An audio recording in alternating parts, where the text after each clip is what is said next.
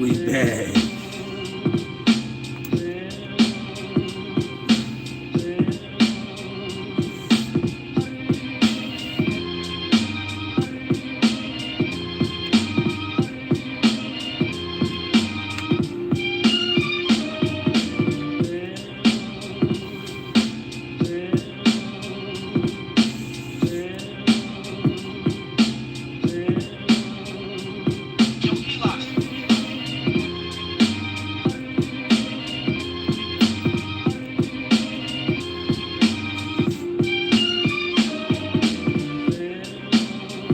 It don't take much to get right.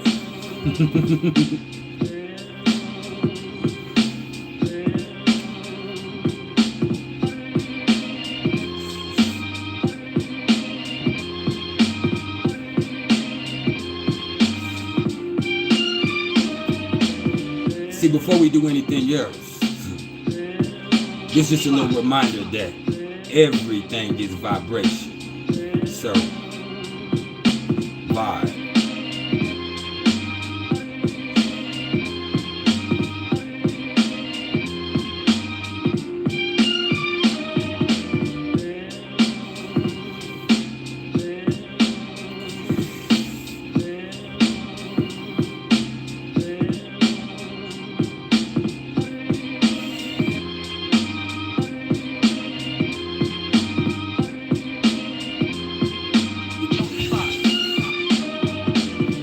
It's Sag season, y'all.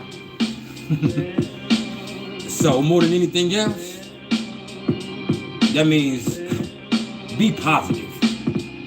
Fuck the bullshit. Let's start being optimistic. If y'all here and y'all haven't hit the like button yet, please oblige me. It's not just for my ego. It's more for the algorithm. See, the more interaction I get, the more y'all hit the like button or the dislike button, the more I get out on this algorithm, the more of an audience I'm able to reach, the more that my platform expands. So, do that there for me.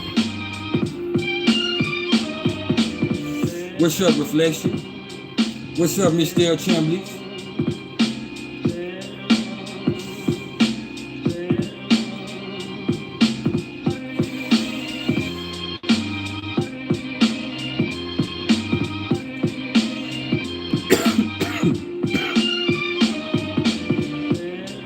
We finna get right to it. But first,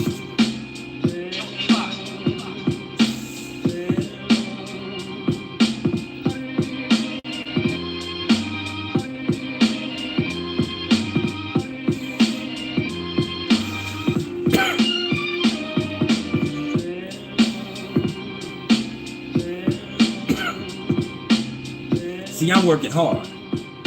But the thing about me, with Jupiter and Pisces in the 6th house, even when I'm working hard, I make it look so fun.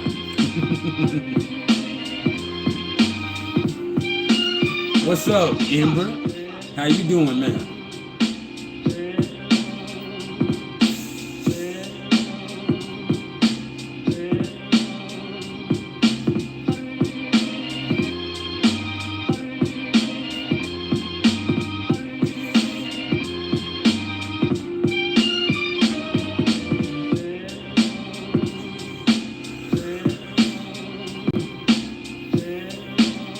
Let me see what we got going on cosmically, just to kick it off, man.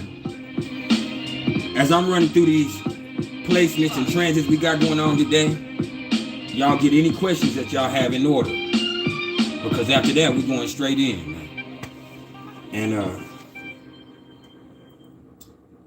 some people would say that they're at your disposal, but I value myself way more than that. I'm gonna bless you with my gifts for a little bit. Let's just to say it like that.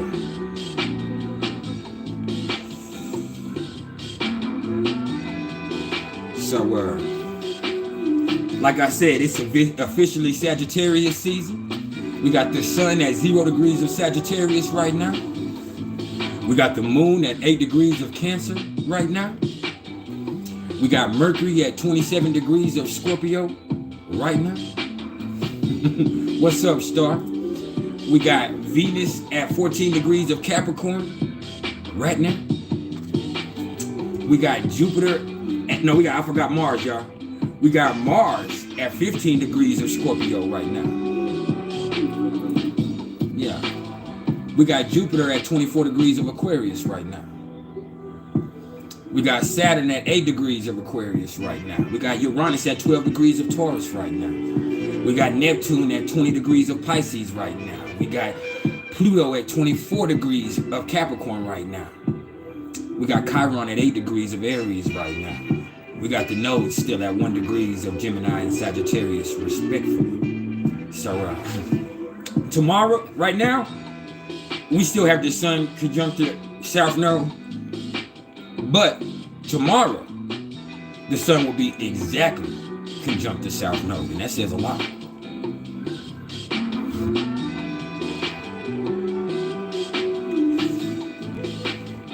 That says however you feel tomorrow, we generally trying to get away from that, no matter how good it feels.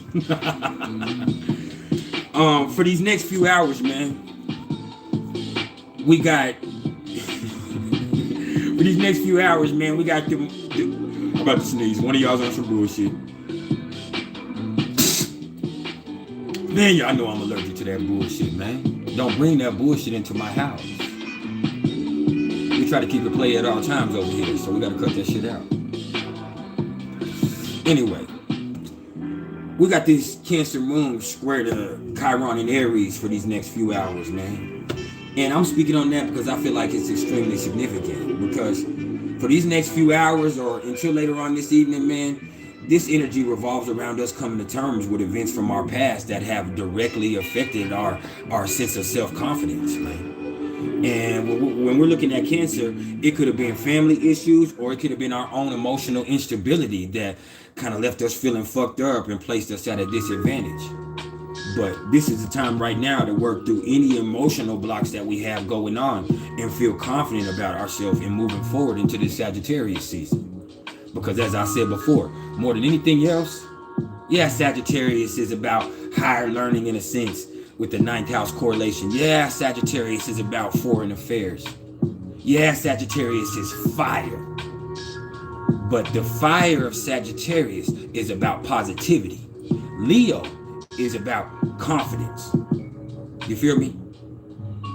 Sagittarius is about positivity. It's Jupiter. Hey man, the positivity that comes from being confident, or the confidence that comes from being positive, they go hand in hand.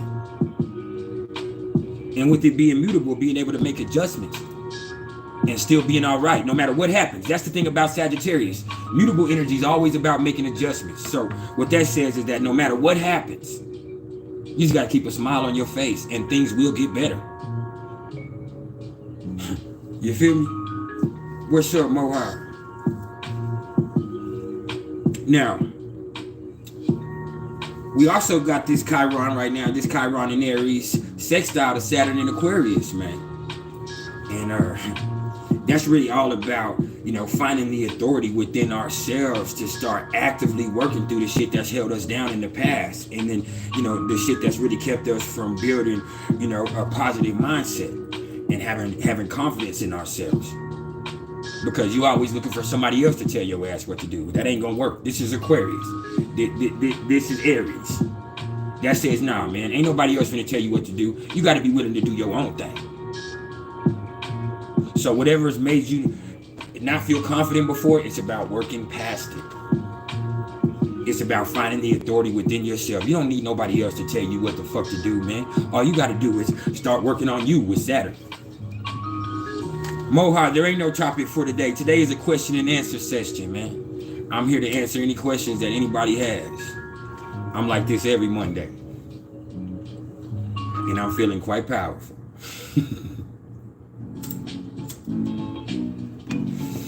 See, me personally, I got this sun at 0 degrees Sagittarius exactly trying to my Mercury in Leo in my 10th house at 0 degrees. So my intuition is on point and I believe in myself. Now, I also have this Cancer moon at 8 degrees, trying to my natal sun at 4 degrees of Cancer, my natal moon at 8 degrees of Pisces, and my natal Pluto at 4 degrees of Scorpio in my first house. So, yeah.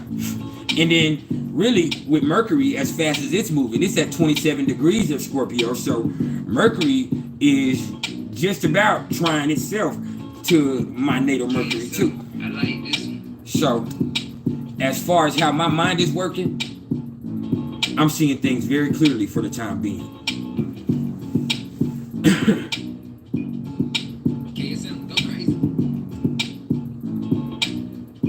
Waves 66, you said you know your place in this life without the body. Huh? Chironic astrology, you said, are you here are bad things about Mars in the 12th? What are the good qualities I would say about that position right there? I like this one. You know what the thing about Mars in the 12th is? People with Mars in the 12th are able to draw energy constantly from somewhere deep within themselves. You feel me? People with Mars in the 12th house, they don't need to get power from anywhere else. They always have everything they need deep inside of themselves. That's the thing about Mars in the 12th house. You know? That's the thing about Mars in the 12th house. There's a lot about Mars in the 12th house, but also, like, people with Mars in the 12th house, their energy flows extremely strongly anytime they're opposed. Like, they're straight all the time, most of the time, but anytime something comes against somebody with Mars in the 12th house, like, that's when they at their best. It's like they kind of waiting on somebody to step. It's not like Mars in the first house that's aggressive, that's running over people. They not starting this shit. Mars in the 12th house is waiting for something to happen because they knew something was fixing to go down. And that aggression and all that power that they have built up within themselves that just comes from somewhere deep within themselves is pretty deadly when they unleash it, because a lot of the times Mars is repressing anger in the 12th house, because Mars in the 12th house, that's the house of self-undoing. In the 12th house, that means that their anger is not to their best advantage. Like, they get so mad that it's not always going to work out very advantageously for them, because they will show their ass. You feel me? If y'all here and y'all ain't hit the like button, you're disrespecting. If I have to say it over and over and over again, this is not for my ego. You feel me? This is for the algorithm. Alright?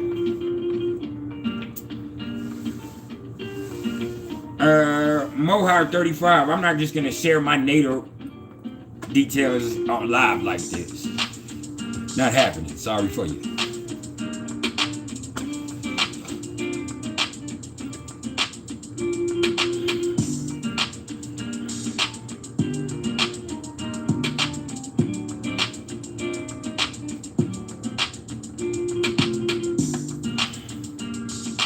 You don't know, fam. Anyway, I've shared my placements, but I'm not gonna. If you pay attention to all my videos, almost everybody that is a true fan of mine knows all my fucking personal placements, because I share them and I relate back to them all the time. I've actually broke down my whole chart for y'all. Like, I went through and talked about my chart in a chronological sense, and I'm just kind of giving y'all all of my energies. So that's cool. You can see that, but I'm not gonna share my birth details on live, man. Anyway,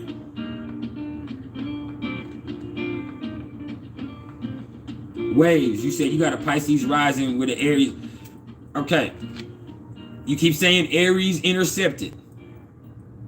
When you use terms like interception, you are implying that something is somewhere that it's not supposed to be in your chart. So I'm not gonna listen to the word interception. You get what I'm saying? So let's word that differently. People use such terms, and there's no such thing. Once again, when somebody intercepts something, that's implying that it's somewhere that it's not supposed to be.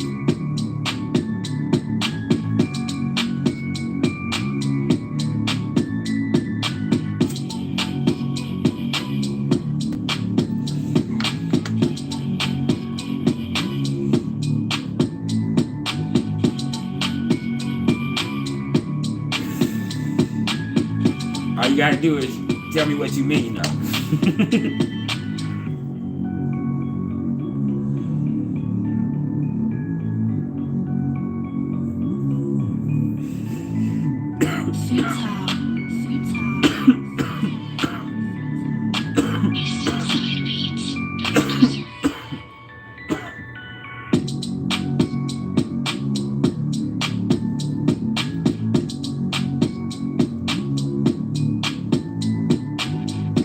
You feel like your chart ruler Jupiter Pisces is in Aries in the first house, man. No, I mean that just tells me that you're a Pisces rising, that you're a very positive person and your spirituality is really centered around you. You'll never get this big reflection. This is my favorite one.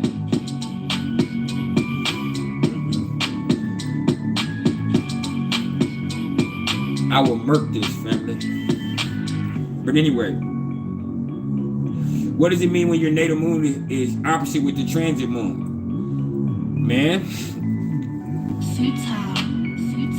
that means emotions can be confusing. That's what it means. It means that, if it's Capricorn and Cancer, it just means that you might be prone to act a little bit more emotionally than you're usually acting, and that's kind of confusing for you. So it kind of places you at a disadvantage inside. This is not a trap.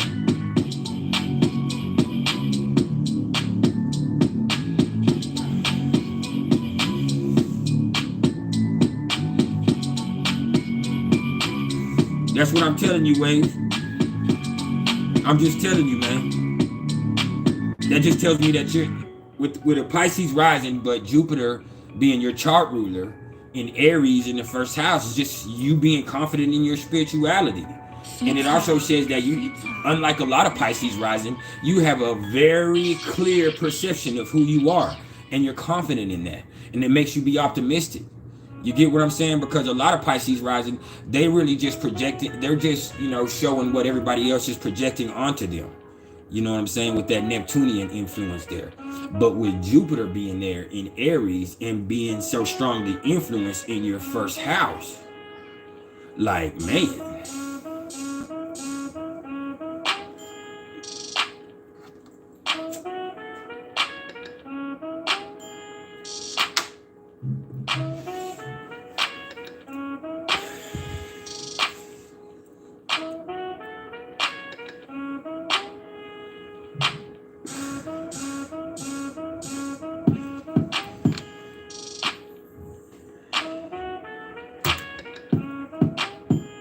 Hey, man. That's my pleasure, Waves. Mr. Chambly, you said, have I ever listened to an R Signs tarot reading based on my own chart? It's enlightening, to say the least. I don't personally fuck with tarot that much anymore. I love tarot readers. I promote several that I really believe in, but I myself don't really fuck with tarot because I'm very skittish. And so when I listen to a tarot reading, I read into everything way too much. I flip the fuck out. I think about it one way and it just flips me up. You know what I'm saying? I also have Sun opposite to Neptune in my chart. So I just don't think tarot is the best thing for me personally. Because it mixes up, it kind of allows me to mix up what I'm naturally feeling myself. It adds a third party into the mix while I'm always in commune with spirit anyway, all the time. So when it adds another third party into the mix, I don't know if I should be listening to my intuition, if I should be listening to what this is telling me, if they're not aligned, and then it just fucks me all up. And so for me, tarot isn't necessarily the best. I just kind of stay away from it because I overindulge, and with my with my Pisces moon, with me having Sun opposite to Neptune, Like, I don't need anything else confusing me. I don't need anything else confusing me. And it doesn't say that tarot's not accurate. That doesn't mean tarot's not powerful. It means it means that for me personally, I have a deck of cards right here, but I've never even opened them, because for me personally, it will confuse me, and it will introduce fear into the mix, because like I said, I'm very skittish, and as soon as something makes me feel some type of way emotionally, it can fuck with me spiritually. I have all that Cancer energy, I have all that Pisces energy, so I have to be very careful what I allow to influence me on a spiritual level, because my emotions can do it and fuck me up, or my thoughts can do it and fuck me up. So it's a very delicate balance. You know what I'm saying? So thus is the life of this Libra rising, and that's the balance that I have to seek. Now, did I miss anybody's question? If I missed your question, man, just run it back. My bad. Oh, by the way, y'all, we also got Venus still sextile to Mars right now, man. And that right there is gonna heighten people's desired nature, but it's also gonna bring that magnificent art of finesse into the mix. You know, something like this beat right here would imply. This is another one of my favorites I ever made. You know what I'm saying? So I just feel like with Venus sextile to Mars, be it business or the more carnal interest in life, man, you know, this energy is definitely the time to have it your way, as long as you're doing it, you know, delicately.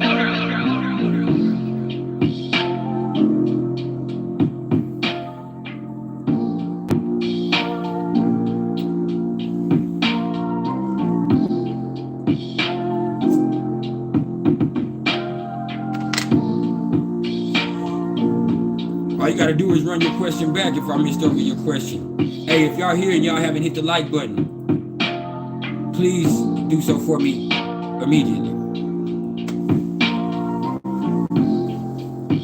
Miss Morris, don't we have a reading tomorrow? In that case, I guess we'll find out, won't we?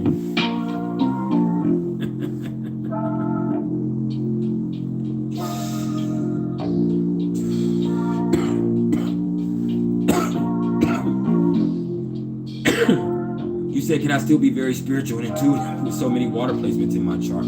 Pisces is spiritual and intuitive and empathic. I'm a Pisces moon. I have Jupiter in Pisces in the 6th house. You feel me? Intuition has nothing to do with much else other than the way that your brain works. See, intuition just means that your brain works differently. It means that your brain recognizes symbols. So it might seem like it's psychic, but what's really happening is your brain is recognizing patterns and symbols that have happened before, and it's able to rearrange them in a way that it understands, whether it be things from previous lives, whether it be things that it's seen in this life before. It just recognizes things just like that, and so it's able to put things together in a way that seems almost psychic, or a way that seems unexplainable, but really it's all about the patterns. Intuition is about the patterns. That's what intuition is. And see, empathy, that has to do with emotion. Empathy is you feeling other people's emotions.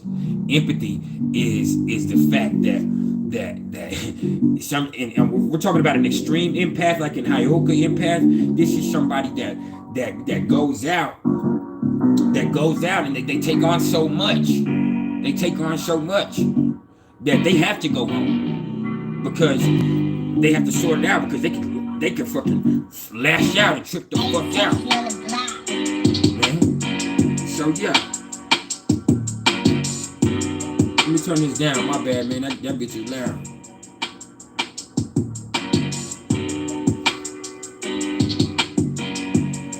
Chironic astrology. It could be that. Intuition really comes from fire placements in your chart. Let me tell you, I have Uranus in the 3rd house. That's intuition.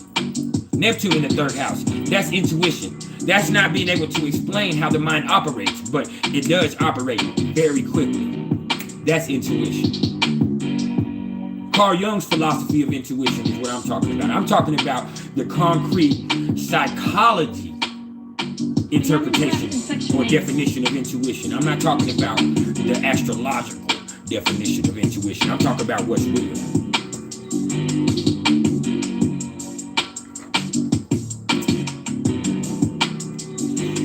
When I see Mercury in Leo, when I see Mercury in Sagittarius, when I see Mercury in Aries, those are intuitive placements. Sagittarius is one of the most intuitive of all placements. Their mind works like that. They're able to see things on the horizon. You get what I'm saying?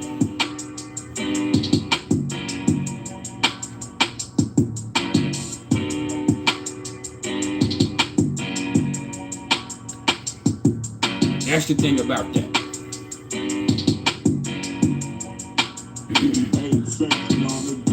Water is empathy. Fire is intuition.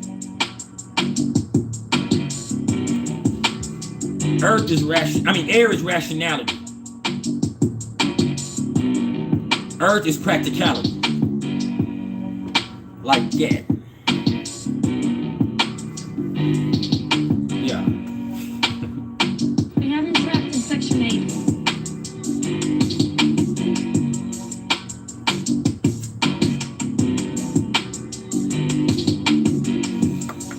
That's right. I have Uranus in the 3rd house in Sagittarius.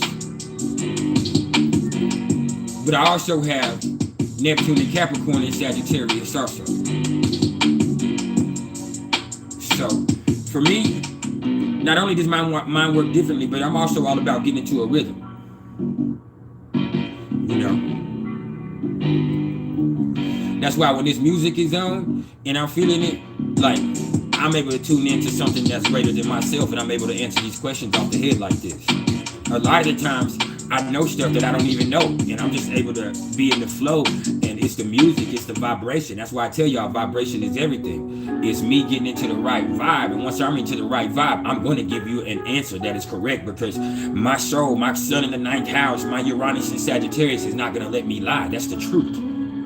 I'm going to tell y'all my truth, and my truth happens to be tuned into something that's greater than myself, fortunately.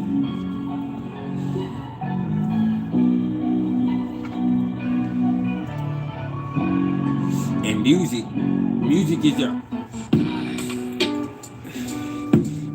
the only thing. Music is the only thing that allows me to be tuned in a way that it's not distracting to me. It allows me, music keeps me from being distracted. As long as that music's there for me and I'm feeling it, I'm in a place that's undistractable. You know what I'm saying? As Mike Tyson would say, my defense is impregnable. Yeah. Another cancer. Another evidence that a cancer will whoop your ass.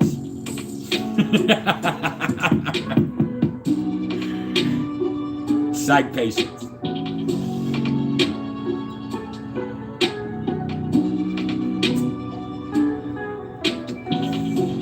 But anyway,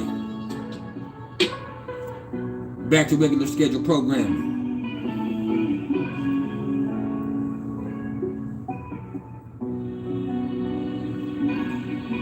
We done with the questions?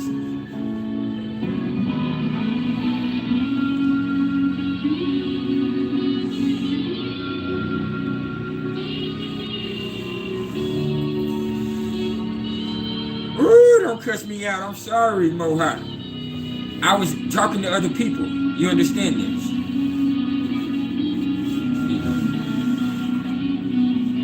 There are definitely ways to get my attention, though.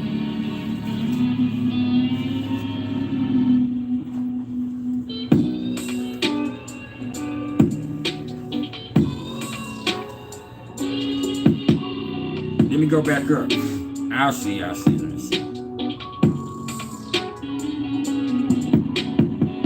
You asked me, does a relocation chart matter? No. Absolutely not. People, hey man, I understand people want to sell you astrology. I understand astrology is interesting.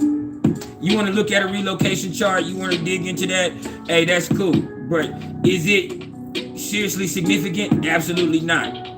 Does it have any bearing on your personality or soul, which is what I'm concerned with? Absolutely not. You just have to understand where I'm coming from when I say that. Absolutely not. I'm concerned with the soul. I'm concerned with your personality. I'm concerned with the development of your character. So, absolutely not. That's right. Your natal chart, your progress chart, that might be important. So if you want to incorporate your new location into a progress chart, that's fine. That's something else. But other than that, no, absolutely not.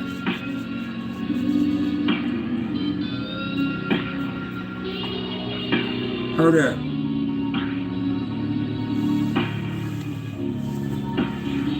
Zaynab, you said, what's my favorite astrological beverage? I mean, what's my favorite astrological? See where y'all got me at? That is good to know. It's all love, but no, that relocation chart don't mean shit. Not for who you are or who you're becoming or what you need to work on. Yeah, Zaynab, cool out though. Anyway,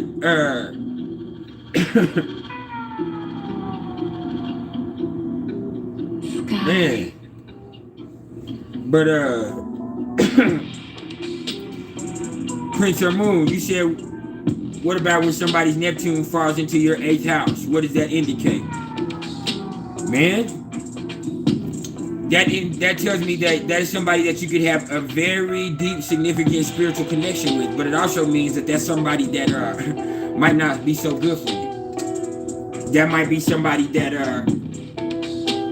brings out the worst parts of yourself. That might be somebody that you know, y'all have a very passionate, very intimate connection, but y'all enable each other. And maybe y'all could transform each other in the best way, but y'all also could bring death to each other.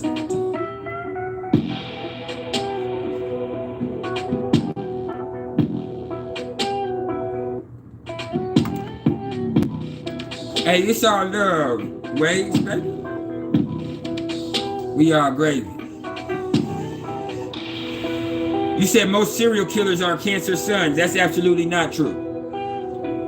The FBI's list of most dangerous signs leads Cancer, but that's because of emotional and passionate crimes. That's because of Cancer would do some shit out of emotion that they didn't realize they just did. Like, damn, I just fucking killed everybody. It's not that maniacal Capricorn, Virgo, Gemini, serial killer mental shit. It's different. No, I can't agree. That's right, most serial killers are mutable signs.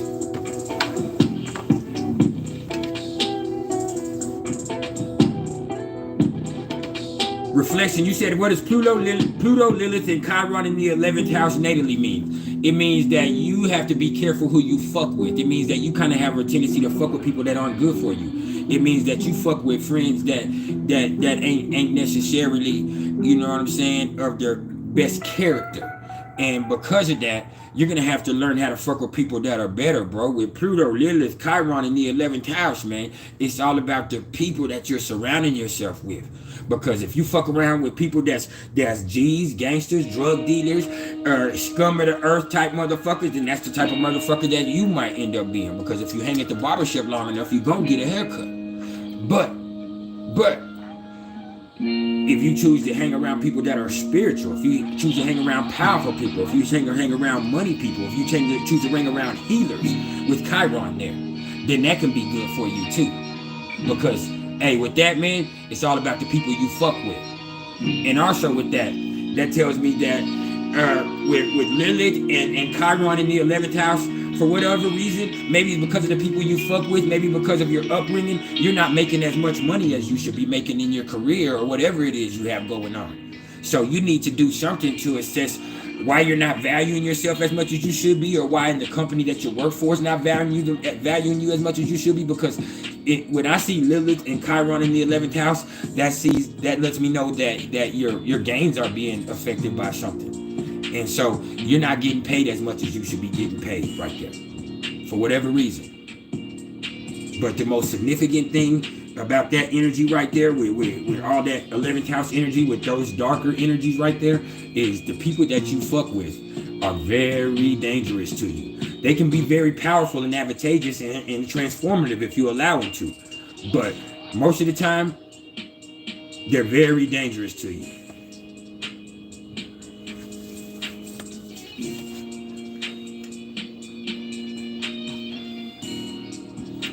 That's the second time you asked me that shit, my nigga.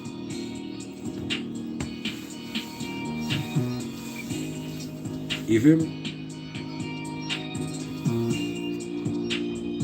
Moha, you said Uranus and Neptune are in your 5th house. And now they're in your 6th. And I think it's connected to health issues. I'm thinking about moving out from this cold ass country. Now that's something that's interesting. Now, there's things that are always blowing my mind, but that is something that actually just blew my mind. And I'm a person that can never rule out anything. Now, that is something that's extremely interesting, because I'm telling you now, you probably need to move the fuck around. That's probably not good for you right there. For real. That just switched my whole perspective on that. So I'm not saying that's extremely significant, but in your case, understand that there's exceptions to everything. That is something that's worth taking a look at. But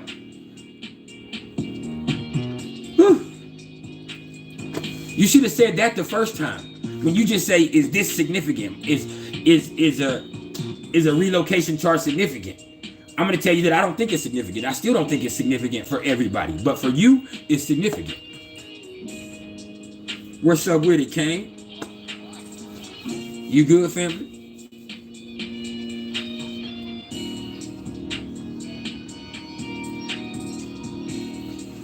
Right now, I have Neptune in my 6th house, conjunct Jupiter in Pisces. And what's scary is I'm going to have a Jupiter return coming up that's going to be conjunct to Neptune too. You know what I'm saying? So maybe that'll help me out, or maybe that's just going to fuck me up health-wise if I don't take care of myself. It's all about what I do. But I also make sure that I take care of myself, like, accidentally. Like, I don't mean to eat better, but I just started eating better. Sometime a year or two ago, or it's like almost a year now, I can't say a year or two ago, I just decided I'm not going to smoke cigarettes anymore. And it wasn't like everybody that has the struggle with that. I didn't have to vape or do anything like that. I just quit smoking cigarettes. This shit's not for me anymore. Y'all asked me about my favorite alcoholic beverage earlier. My favorite alcoholic beverage is a Hennessy and a Hypnotic. I'm a thug, man. I like that Incredible Hulk. But to be honest with you, like, I don't drink but maybe one beer every once or 2 months, and that's just because I saw how it looked on TV and the aesthetic was pleasing to me, and I was like, man, I want to be sitting here holding a beer in my hand. You feel me? But other than that, with Jupiter there, I kind of naturally align myself in a healthy way anyway. You get what I'm saying? I'm naturally in shape. I work out because it's fun. I'm always active. I'm always playing, dancing, moving around. I go hiking. I go take my kids to do shit. You know what I'm saying?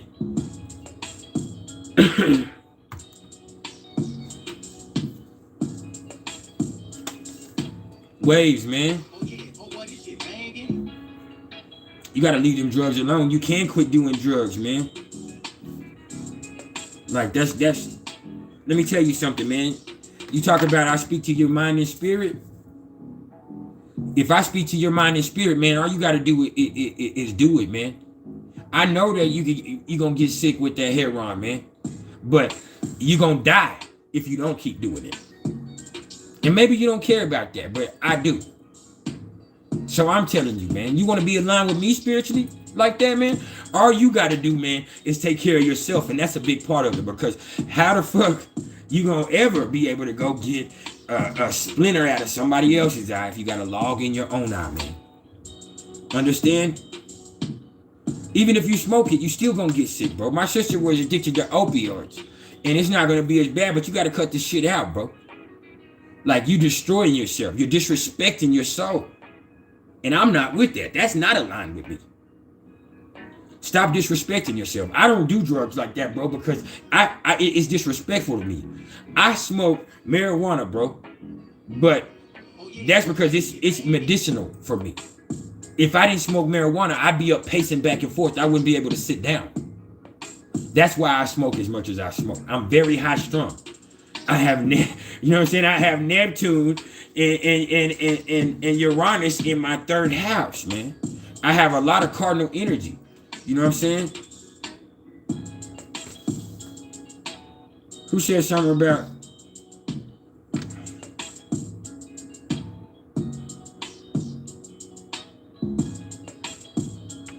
Oh, no. Hey, man, but look, bro. Wait. Man, the fact is, man, you sitting here telling me all this stuff, man. You love me more than you love yourself. And that's bad. That's bad. It's time to do something else, man. Ain't no one day. Today is the day. Today, right now, man. Today is the day to do something completely different. Because tomorrow ain't gonna be guaranteed. Even if you quit today and something happened tomorrow, man, at least today you were somebody different. And all you can worry about is today. Then tomorrow, you can wake up and choose to be different tomorrow too. And if you want to talk about that, you got my email. You can get a hold of me and talk to me about that anytime too, man.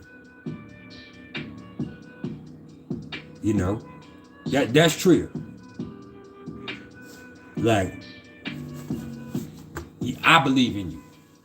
The crack, man, my daddy was addicted to crack for 25 years, man. Like, that's a trip, man. Stop disrespecting yourself. Stop disrespecting your spirituality. Stop disrespecting your soul, man.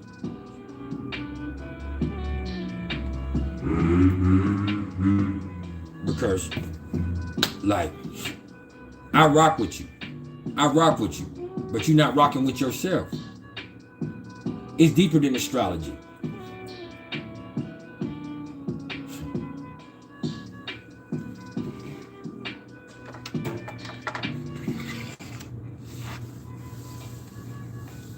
But for real. Now,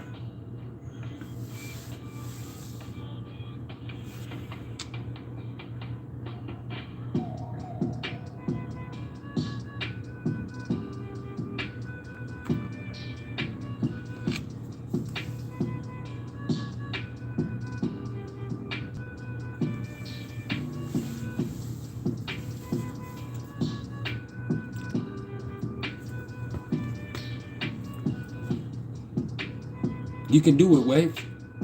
Like, and I mean that. I mean that. You can do it today. All you got to do is love yourself. Love who you are at the molecular level. Love who you are as a soul. Forget everything that you've done, everything that you've been through, everything that you feel like makes you want to fuck with that shit. And just remember this spiritual divinity that'll help you feel amazing at a spiritual level when you don't fuck with that shit no more, when it's no longer disrespecting you at a soul level.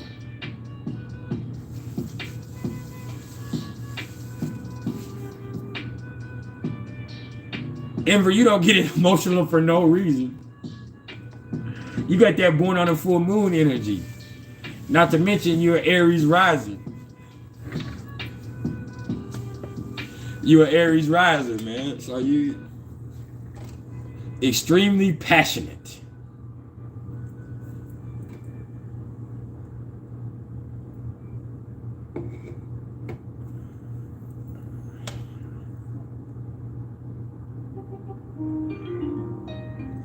Sometimes, man, you might not even need to do weed. Sometimes it's about doing nothing. Chironic astrology. She is not a Pisces rising. She is an Aries rising, man. Do not let her name fool you. That is an Aries rising you are speaking to.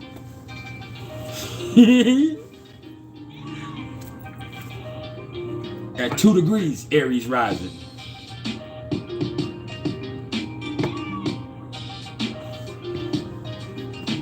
She's not a water anything. She's all cardinal. Cancer, Sun, Capricorn, Moon, Aries rising. You're talking to a boss.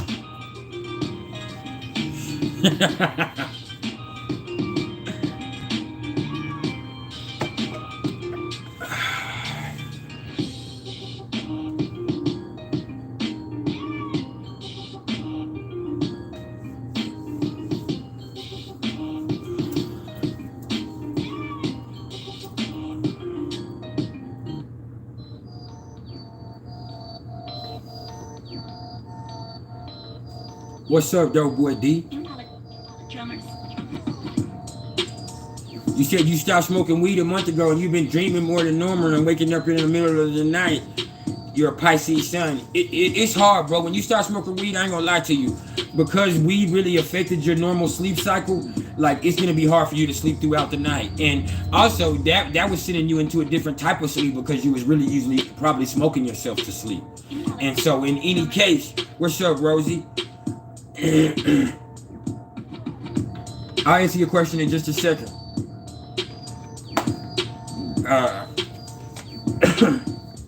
Like, man, you just gonna have to, you've been suppressing things that your brain would normally see, man. And so all it's about is eventually you'll be able to get into a normal sleep cycle. Your brain is becoming more active in allowing itself to move around into realms that it hasn't been able to get to because of the suppression that the cannabis does induce into the mix. And so, hey man, just get ready, because the more that you come out of that cannabis fog, the more that you're gonna see yourself, especially in that state, going to different levels of consciousness that you previously weren't been able to attain, because of the simple fact is the weed was suppressing it. So yeah. And with that in mind, I don't like having nightmares, so I'm gonna fire something up.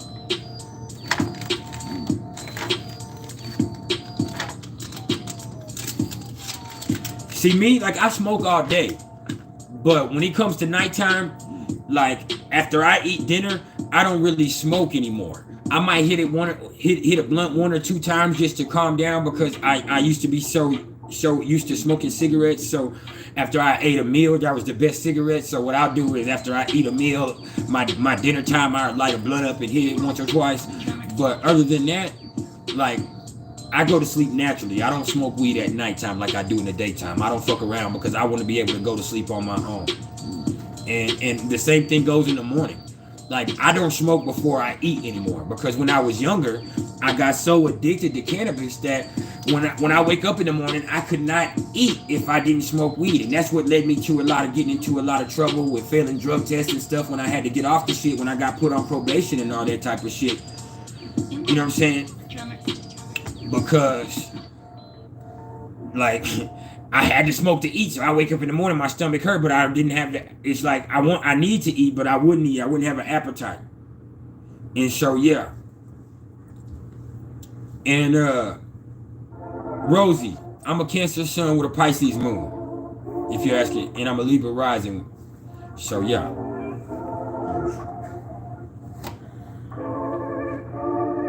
Reflection, you said, what does Sun, Mercury, and Jupiter square Pluto mean?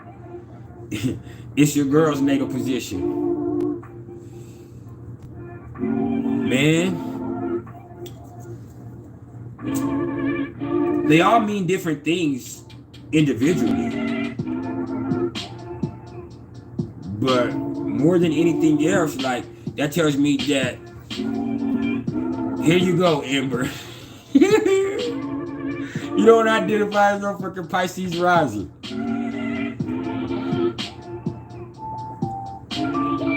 One look at that though, in that head,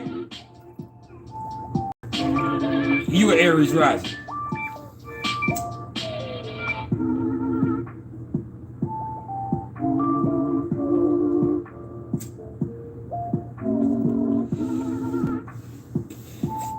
I'm a smoker and I survived COVID twice. So we cool.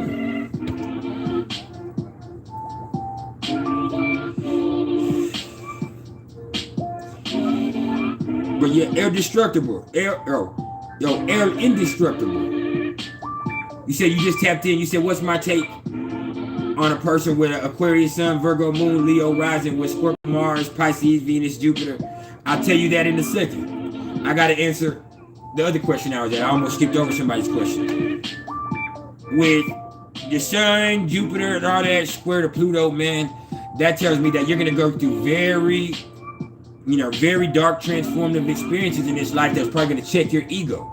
See, with that being square to Pluto, you're powerful, but you also kind of get overconfident with all that, with Sun and Jupiter there, and all that being square to Pluto. So you're going to go through humbling experiences in life that are going to be able to bring you into your true power, because you kind of get disillusioned or you get exaggerated with all that energy.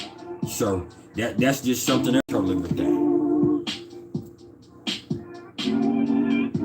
And then they're indestructible. You said, what's my take on a person with an Aquarius sun, a Virgo moon, Leo rising with Scorpio, Mars, Pisces, Venus, and Jupiter? You want a whole natal chart reading.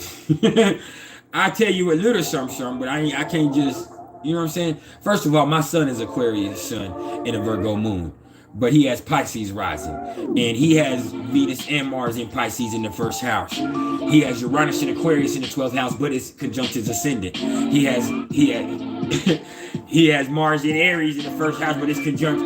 But it's in his first house too. So he has all that first house energy. And so with you, bro, that's not the first house, but you're a very passionate person, probably a little bit with all that energy. You're very bossy, but you ain't necessarily, and you have unconditional love for everybody, but you're not a very intimate person. You're not a very, personal person. Like, you're very withdrawn, other than most Leo risings. Like, you fuck with everybody, but you don't fuck with nobody, in a sense. And there's a whole bunch more that goes on in that. But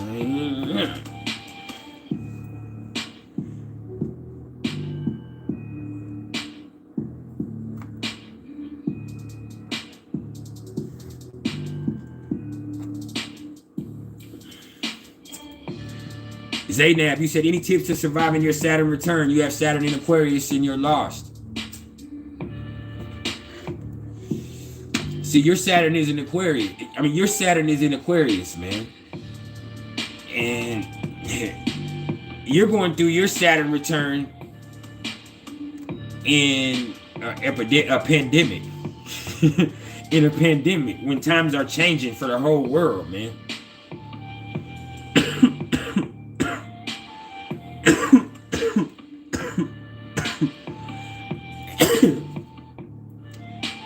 And so yours is different than mine. My Saturn return was in Sagittarius, and it was all about having a spiritual awakening. You know what I'm saying? And then also it would be in the second house. It was about me going through things in life that forced me to become financially self-sufficient. You know what I'm saying? But with this energy right here, like with Saturn being in Aquarius, like you're not really able to get to your friends the way that you want to, or be able to network. You know what I'm saying? This is about learning how to network. This is about learning how to, do things in a different way. Work a different way, man.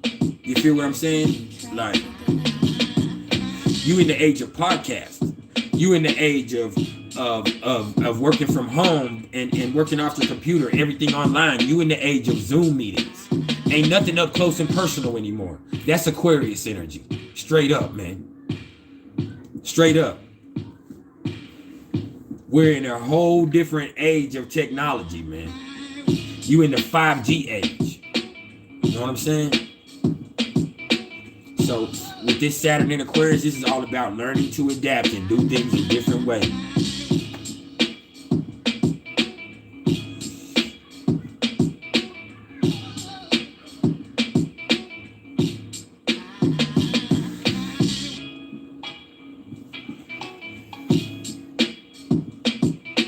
It is crazy.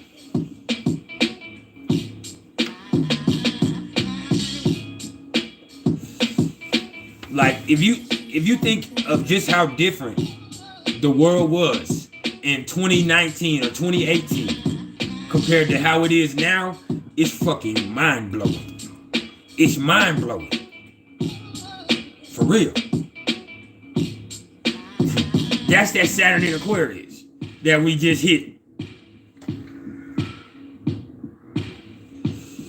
You know what I'm saying?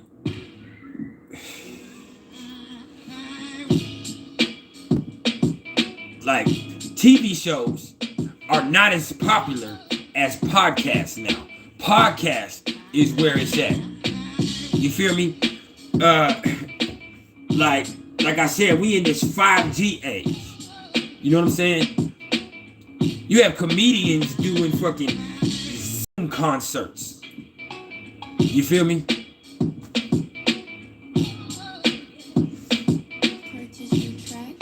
You got YouTube blowing up. Everybody want a YouTube channel.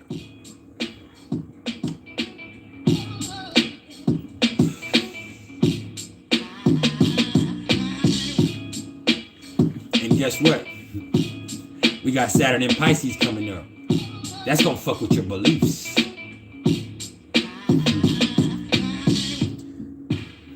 Oh, beliefs. Finna get a rude awakening.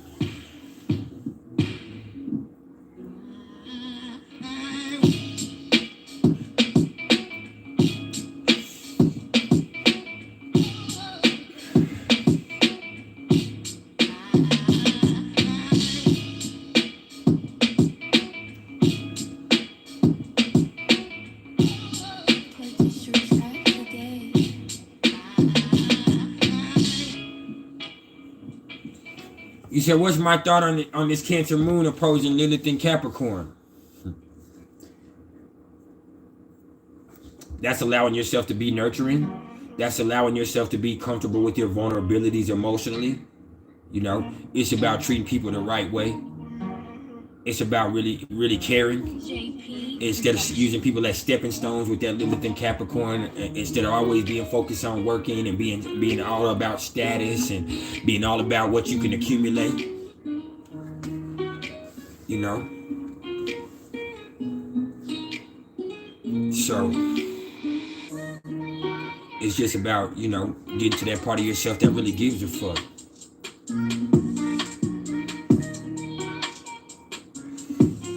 If y'all here, please hit the like button for me, man.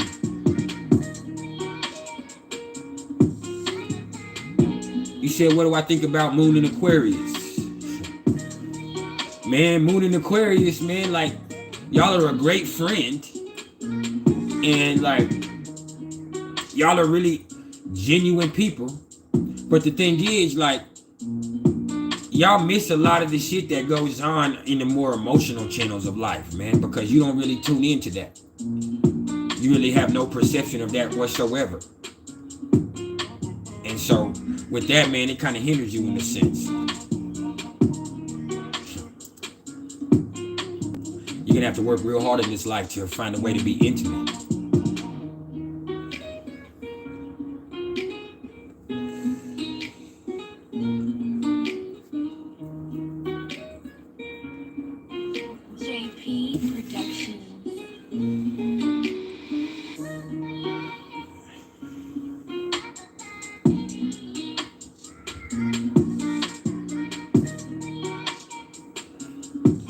Brownie, you said, can I tell you about Saturn, Neptune, Uranus in the 7th house in Capricorn?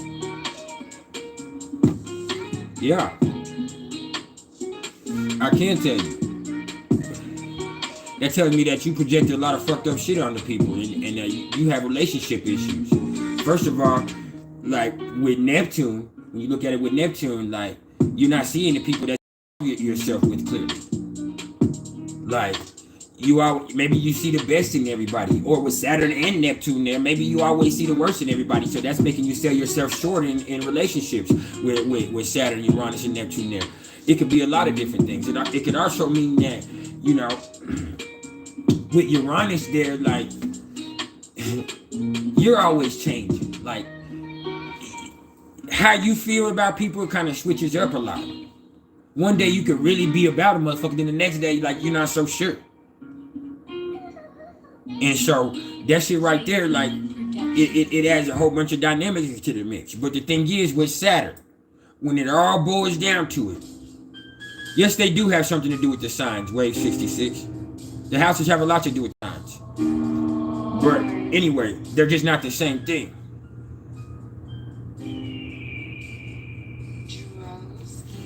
You said you know somebody that has Aquarius moon in the 4th house. The 4th house is the 4th house. Of course they would be emotional. The moon in the 4th house is at home. That's its natural ruler. So that's somebody that's naturally going to be an emotional person. That doesn't mean they're intimate though. And there's other things in the chart that could definitely influence that too. But anyway.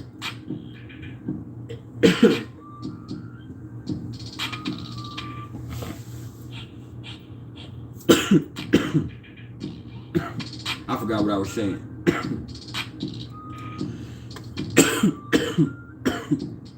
What about the 9th house? Oh, Karen Johnson, what's up? You said Uranus in the North Node in Scorpio in the 11th house. That's kind of what I told everybody earlier. Like, you got to be careful who you fool around with. Like, you have to make sure that you're fucking around with the right people.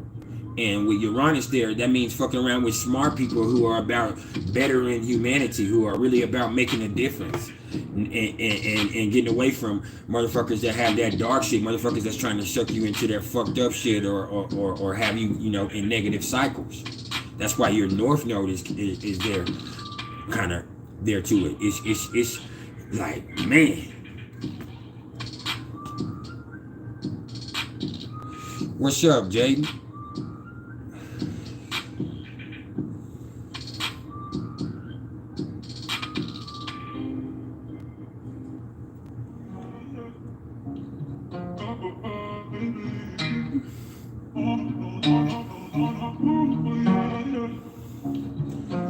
JP Productions. Hey, shout out to my nigga JP, by the way. He sent me this yesterday. He called it Automars.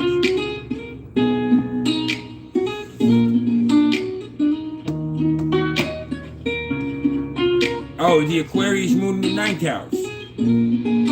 Hey, man. That right there just tells me that, you're really focused on the knowledge for self-discovery on top of all that, man. Like, you're also keenly spiritual. You know what I'm saying? Just the way that you go about things is a little bit differently because you came up a little bit differently than everybody else with that Aquarius moon.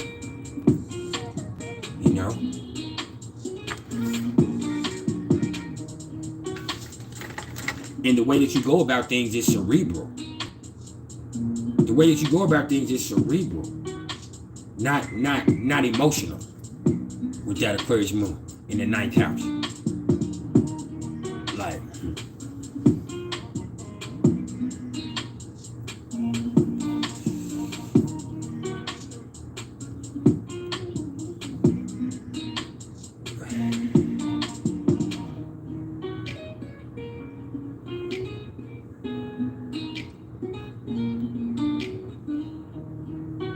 I like them.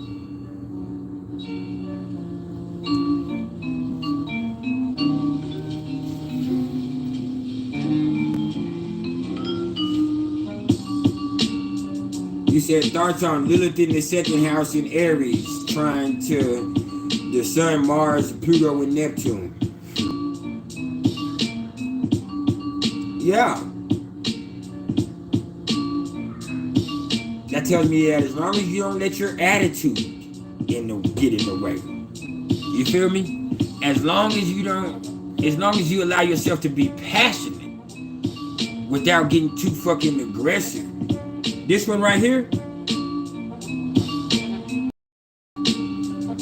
I can't put you up. But anyway, as long as you don't get too, as you're able to be passionate and be confident without a fucked up attitude and want to start fights and pick at people with that Aries in the 2nd house, as long as you don't get too focused on material things, then you can have all kinds of power. You know what I'm saying? And you'll be able to, you'll see yourself transform in a whole bunch of different ways, man.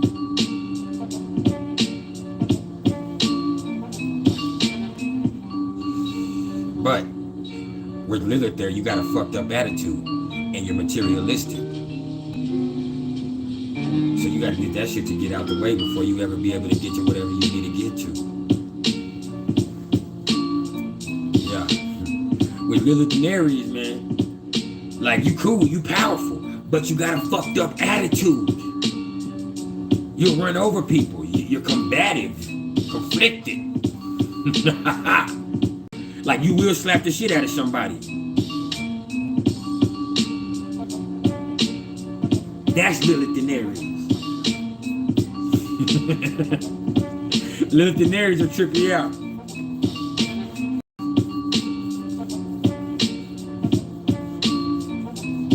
Chironic astrology. I swear my thing said question and answer sessions. I ain't even got to answer shit. You gonna answer everything. Go ahead. I'm just gonna chill and smoke. You answer all the motherfucking questions.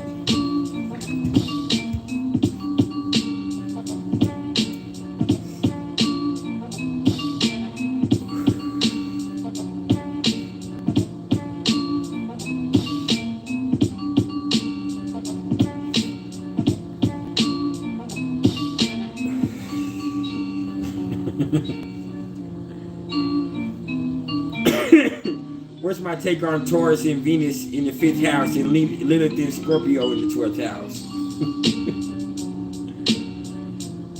Oh man, you know what my take on that is? Is that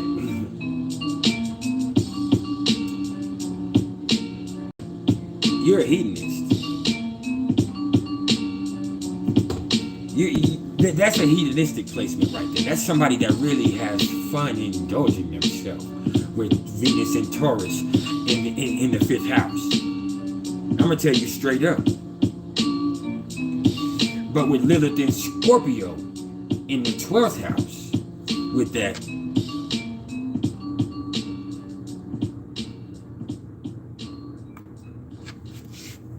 chill out, waves, it's all gravy. But with Lilith and Scorpio in the 12th house, man, like you're manipulative, and it ain't good for you. It ain't good for you.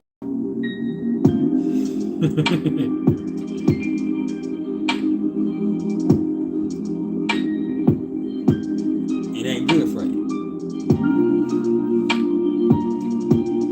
Plus, you can indulge with Venus and Taurus in the 5th house. You can indulge and have fun doing it. But with Lilith and Scorpio in the 12th house, if you get too nasty, it ain't gonna help you out none. Not one little bit.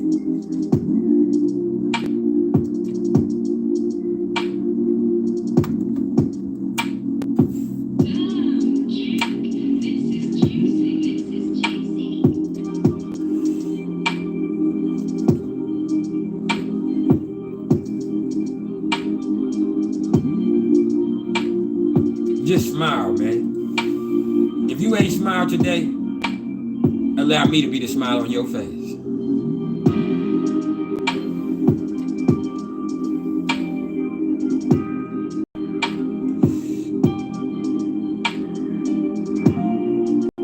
See, I got Venus in the 10th house. I just want to be the smile on everybody's face. Hey. Oscar, you said, what's good, Jojo? What's good? You said Moon in the 5th house, square Mars, 2nd house in Aquarius. Oh, that's your ladies' placement. Good luck. I hope you got some money, family. I'm going to keep it real with you. I hope you're getting some money with that one. And then with Moon in the 5th house, I got my Moon in the 5th house. And you just have to make sure that you're having fun. You got to make sure that you're allowing yourself to have fun with this individual. You get what I'm saying? As long as y'all are having fun, it's gonna be okay. As long as you're able to never let anything keep y'all from enjoying yourself, you'll be all right, because that's where she feels the most comfortable, when she's being creative, when she's enjoying herself, when y'all are around kids, whatever it may be. You get what I'm saying? With that 5th house, it's about having fun. get what I'm saying? It's like me. I got my moon in Pisces in the 5th house. Before I do anything else every morning, before I turn this on, before I do my readings, I'm going to turn my music on. I'm going to dance a little bit. I never dance in the club. I never dance in front of any of y'all at a party. But when I wake up in the morning and I turn my music on, I'm in here and I'm grooving. Because that's what gets me in my place. I have to enjoy myself, and that gets me comfortable enough for me to work. You feel me? And maybe that has to do with Jupiter being in Pisces in the 6th house too. Like, I gotta get myself in that place. You know what I'm saying? I gotta chill first. Because if I don't chill first, everything will be fucked off. If I feel rushed, if I feel like I'm about to not enjoy myself, if I start stressing, then I'm not gonna be able to work like I should be. You feel me? And so that has a lot to do with it. But I have Venus in Leo too, by the way, y'all. In the 10th house. Mercury in Leo in the 10th house also, which kind of takes away from the Venus sometimes. You're asking all the wrong questions.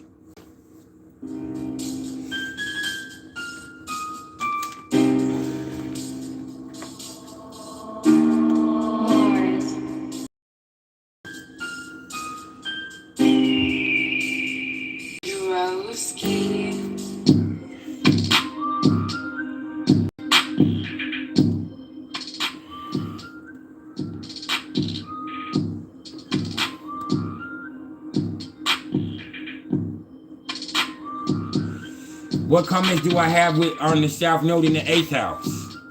That tells me that, like, you put yourself through a lot of fucked up shit in previous lifetimes. Like, in previous lifetimes or when you were younger, like, you went through a lot of dark, rough shit. So this life, with your North Node being in the 2nd house, is about enjoying yourself. This life is learning how to value yourself and be comfortable. You feel me? Like, that's what that's about. When I see a South Node in the 8th house, I see somebody that put themselves through it, or somebody that went through it in previous lifetimes. You know, somebody that saw death, somebody that lived very passionately, somebody that lived a very dark experience. Whatever that may be, because it means a lot. So yeah.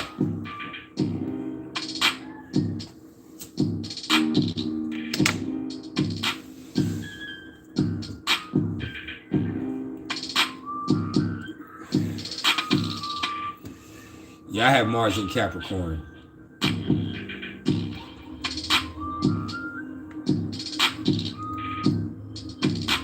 South Node in Aquarius in the 5th house. Man.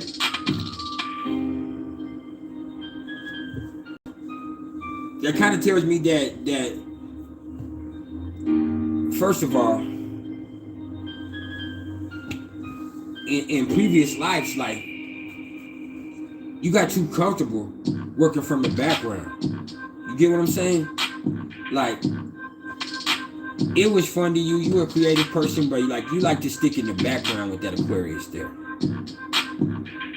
So, in this life, it's about being confident and finding confident people to commune with. You feel me? And that's what's true. Like, it's just about getting away from that tendency to want to go into the background. Even though that's where you feel like that's the most creative part of yourself.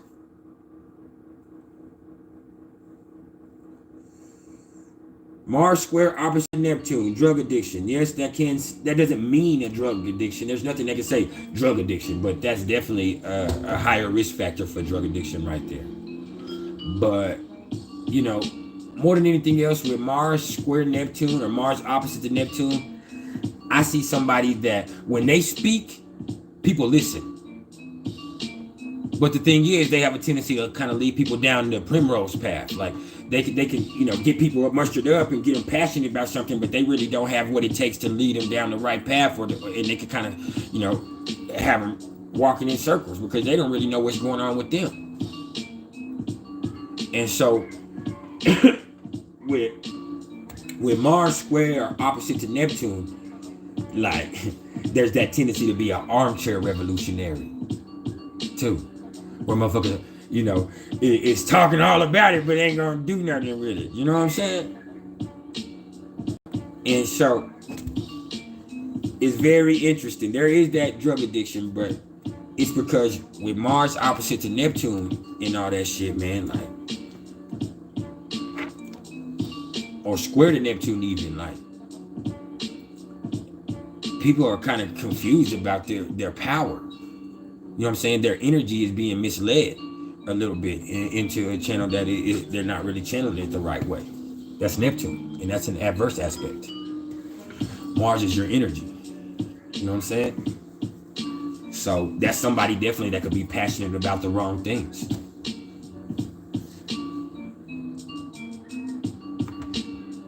No position is a fucked up position. That's definitely a harsh aspect with Mars square opposite to Neptune.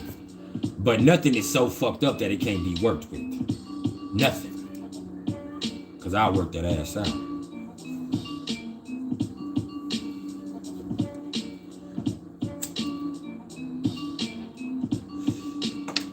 That's what you have an astrologer like me.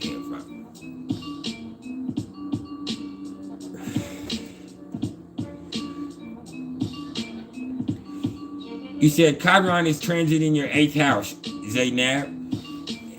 How to gently integrate this energy right now. In Aries, Chiron in Aries, transiting your 8th house, and you want to gently transition this energy. Probably ain't gonna happen, bro. But if it were to happen, it would have to do with you coming to terms with the inner conflict. See,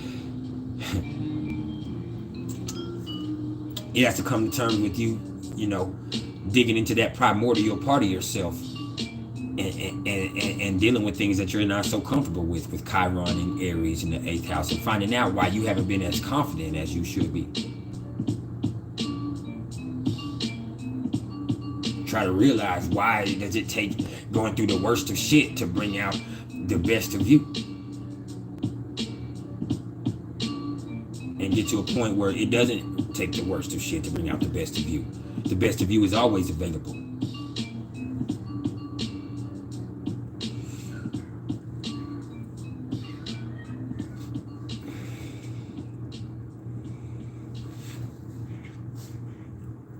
Jupiter retrograde in the 3rd house. That says that you're somebody that's very intelligent, but there's a tendency to exaggerate that makes people not really be confident in what you say with Jupiter right there. Like, that's the thing with that. Like, with Jupiter retrograde in the 3rd house, like, that says that like, you mean well, but a lot of times people misinterpret the shit that you be saying. Like,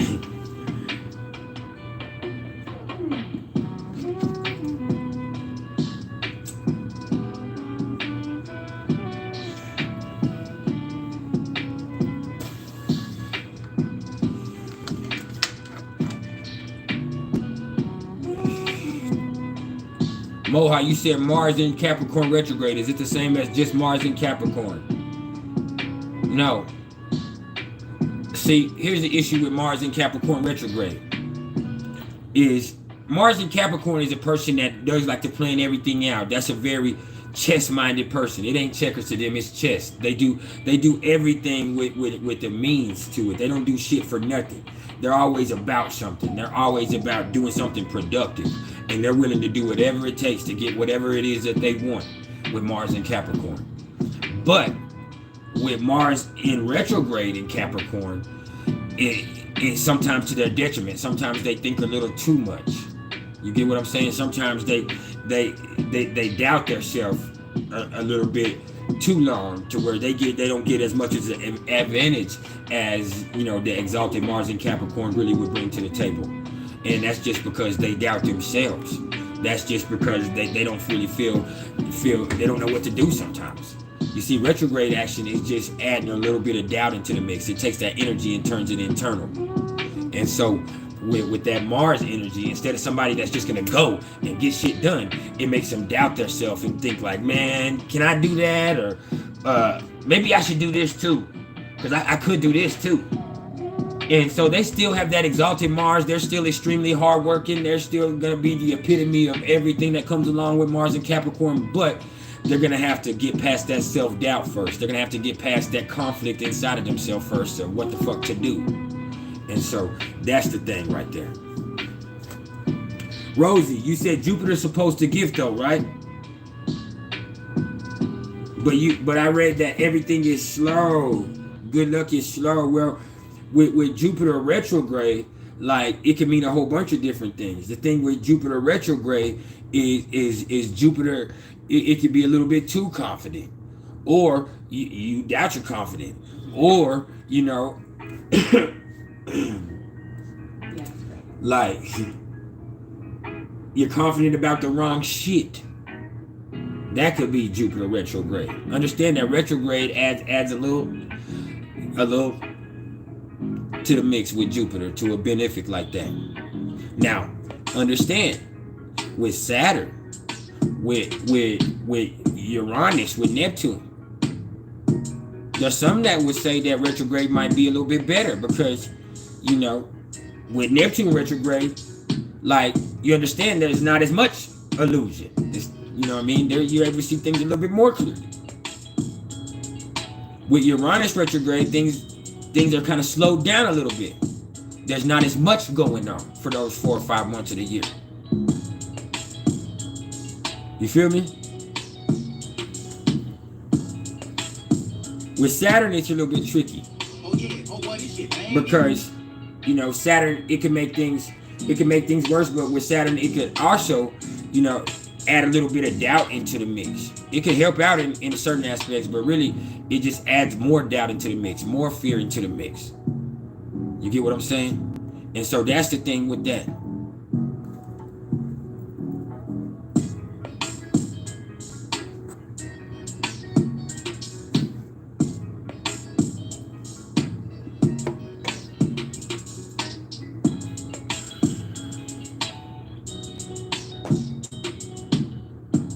What's Lilith in the 9th house? Oh man, that could mean a lot, man. Lilith in the 9th house really just, more than anything else, it tells me that like you have a hard time believing, or maybe you believe in the wrong shit. Maybe you have some dark beliefs. Maybe it's gonna take you going through some really hard experiences to make you believe. See, when I see Lilith in the 9th house, I see somebody that might have to learn that a hard head makes a soft ass. That's the thing about that one. Now, the sign has a lot to do with that, but yeah. Lilith in the 9th house is somebody that's going to have to learn the hard way.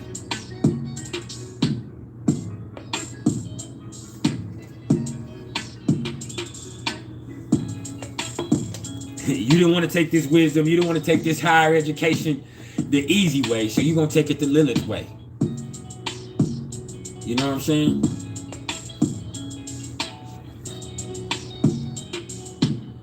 Lilith do something bad to you. It's going to empower you, but it's going to hurt first. Oh boy, you ain't doing this one.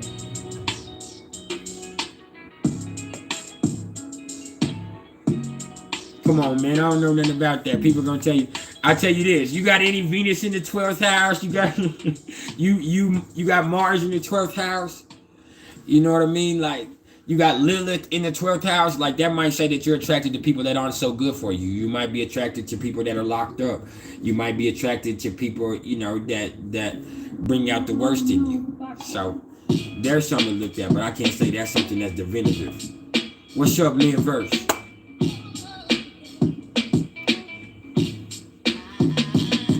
Mohai.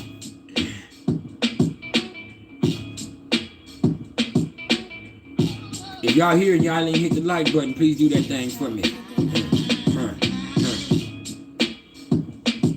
That's like some jigger shit right there. But anyway, Mars square opposite to Pluto. That's a lot of energy. That's a lot of energy. But that's also somebody that's always in conflict, whether it be with self or with other people. And so until you fucking find some type of channel and outlet, whether it be physical or sexual or with that energy, both, you're gonna always be having some issues going on. Like, you're gonna have to find some way to come to terms with the natures of your desires with Mars square opposite to Pluto, because they'll burn you the fuck up. They'll burn you the fuck up and get you into a lot of trouble, because if you don't take care of it, then it comes out as anger. You feel me? If you don't do something with that passion, then it's gonna come out as anger, and that serves nobody. That serves nobody. What about Venus in Gemini in the 9th? Trine Uranus and Neptune in the 5th. Hey, man.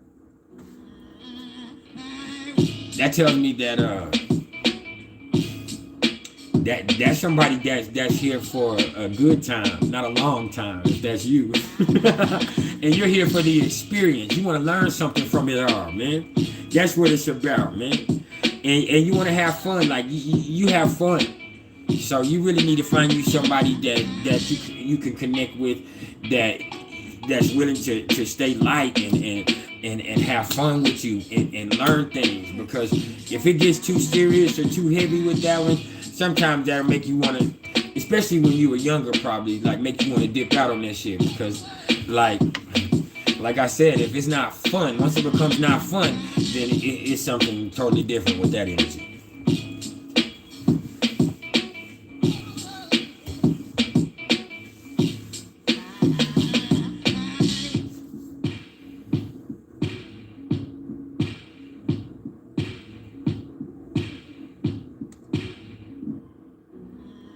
Yeah, I mean, you already know I'm gifted. Hold up.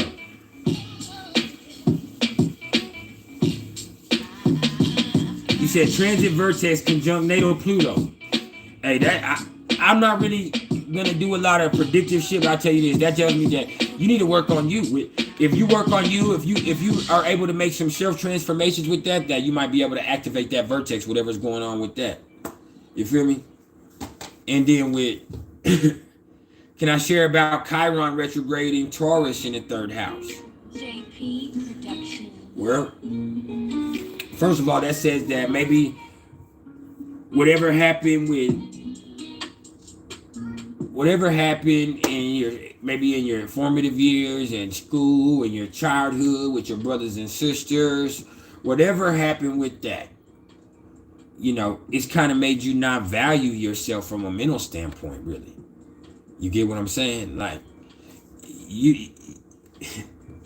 you're a very smart person, but you don't place a lot of value on your thoughts.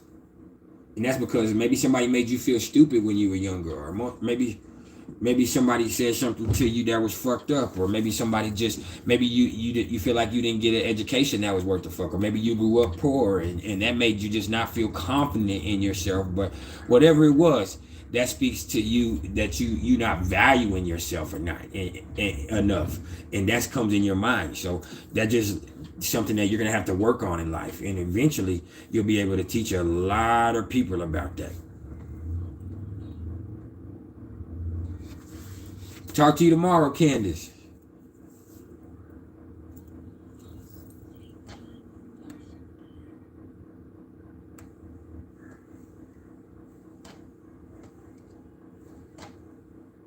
Brandy Simmons, you said Chiron and Taurus in the 2nd house.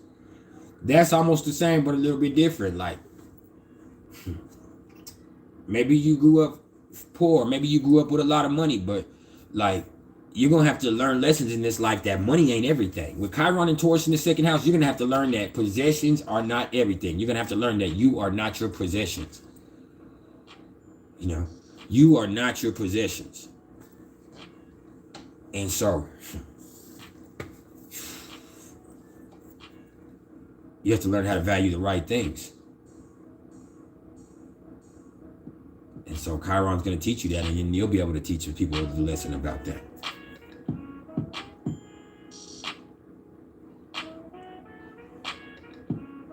Linverse, you said, do I know anything about a stellium in the 12th and 1st house?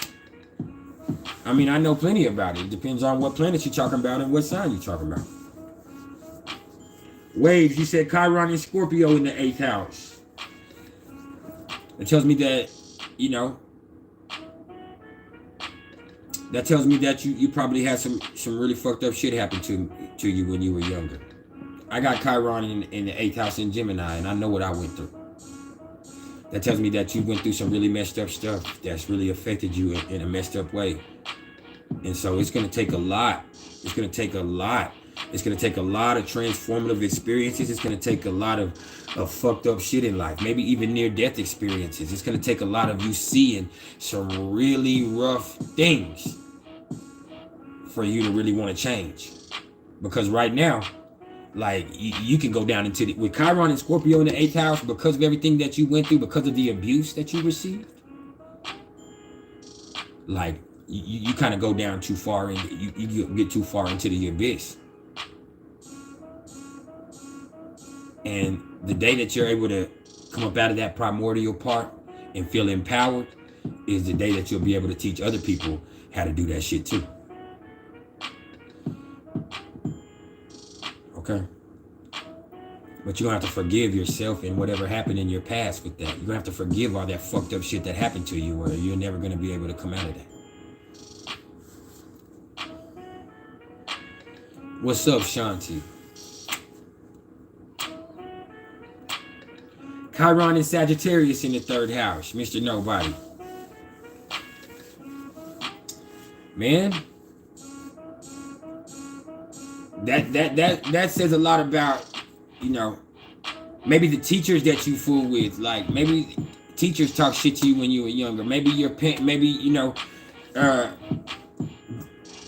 things that you were taught. Maybe you were taught fucked up shit. You know what I mean? But something in there says that you, with Chiron and Sagittarius in the 3rd house, like, people taught you some fucked up shit in there. Or maybe you feel like you never learned enough. Or maybe you didn't trust the people. You didn't trust the shit that you were being taught because of the shit that was going on.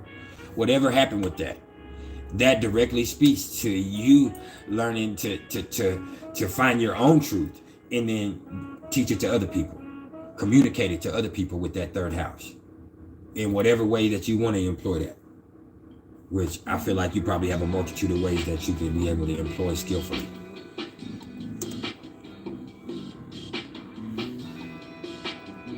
Chiron on the ascendant, wounded child, they said. Here's my issue with Chiron on the ascendant, man, because this is something that I think about every day. Because my son has Chiron on the ascendant in Aries. Or it's not on the ascendant, it's in the 1st house in Aries. It's not directly on the ascendant. And it just makes me sit here and wonder, like, what am I doing to fuck up my baby? Like, am I making him too confident in himself because I'm spoiling him? Is there something that I'm doing that's making him not confident in himself, that's making him not be able to express himself fully or show his most part? Or maybe, you know, is it just going to take some formative experiences in his life for him to get past that Pisces part of himself and be assertive and be aggressive? Because that's not really how he is. Now, with you having Chiron on your ascendant in Cancer, like, that says going through stuff that's going to have to make you care. You know what I'm saying? Because maybe you didn't receive the nurturing that you were supposed to receive when you were younger. Maybe somebody didn't show you that they gave a fuck about you. So sometimes it's hard for you to really give a fuck. Sometimes it's just really hard for you to give a fuck. And so, what in Cancer? Now you got me thrown off, Mohawk. But yeah.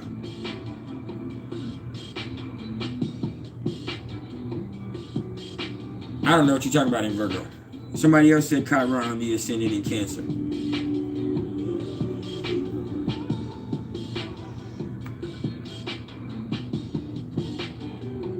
Oh, you said Chiron on the ascendant, and somebody said Chiron on the ascendant in Cancer. My bad. Now, with Chiron on the ascendant in Virgo, like you pick somebody was always critical of you when you were younger. That's all gravy. I got you too, though, my magic. So we got you with that. But with Chiron on the ascendant in Virgo, like you pick yourself apart. But it's because somebody else was always picking at you when younger. Somebody was always criticizing your ass. Somebody was always making you feel like you weren't efficient enough, like you didn't work hard enough, like you weren't enough. And so because of that, like you're willing to work harder than everybody. Because of that, like you kind of pick everybody else apart. So until you come to terms with the shit that happened when you was younger, like you're gonna be stuck in that cycle of picking everything apart, picking everybody apart, and then that's because you think they're about to pick you apart when they're not, and that's not fair to nobody. Y'all don't love me though. Y'all don't love me though. Now, Chiron and Gemini in the 10th house. That has to do with one of your parents, man. You didn't trust one of your parents. With Chiron and Gemini in the 10th house, like, you saw a lot of dishonesty going on. And because of that, like, almost in the same way with the first house, like, you saw a lot of bullshit. You saw some laziness too. You saw some things that stunted your sense of ambition, like.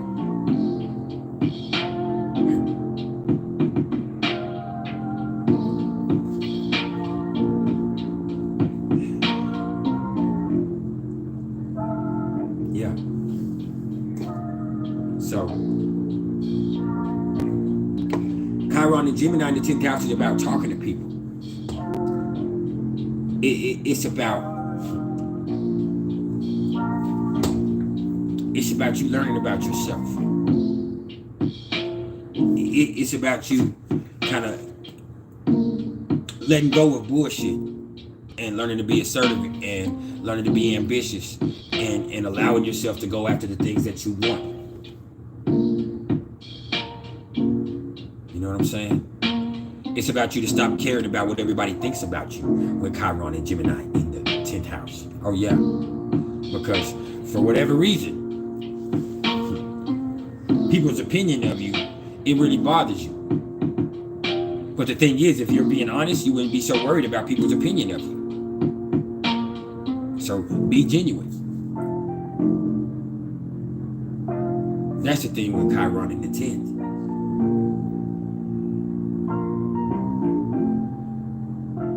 You said transit Uranus opposite to Venus in Leo. I have this, or it's square to Venus in Leo right now. Transit Uranus is in Taurus at 12 degrees. My Venus in Leo is at 12 degrees. And so I have this exactly conjunct. Been having it going on. We're going to have it going on all the way until January. And probably a little bit after that, because once it comes out of retrograde, it's going to have to touch back onto 12 degrees of Taurus again. So, what does that say?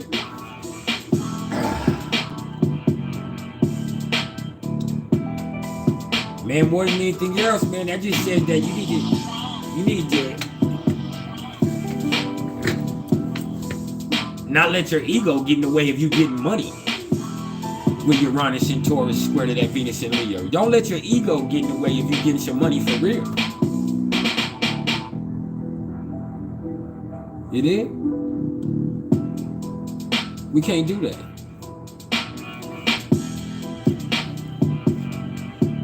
It's not all about money. It's not all about money. When it comes to your relationships, like,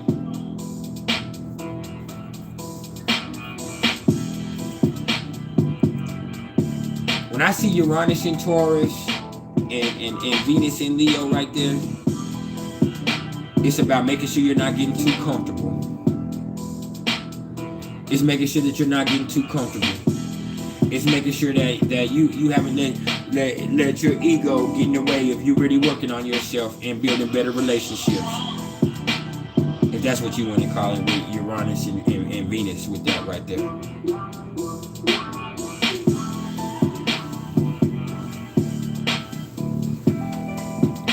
It's about realizing that, there's going to be some shit that comes up that's going to get in the way of that shit. Money and relationships, y'all. That's Venus.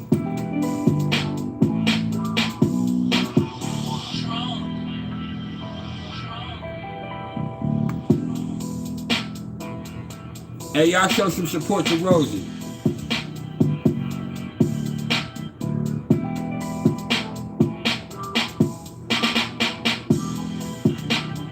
Sun and Lilith in Gemini, opposite to your moon in Sagittarius. Oh, man.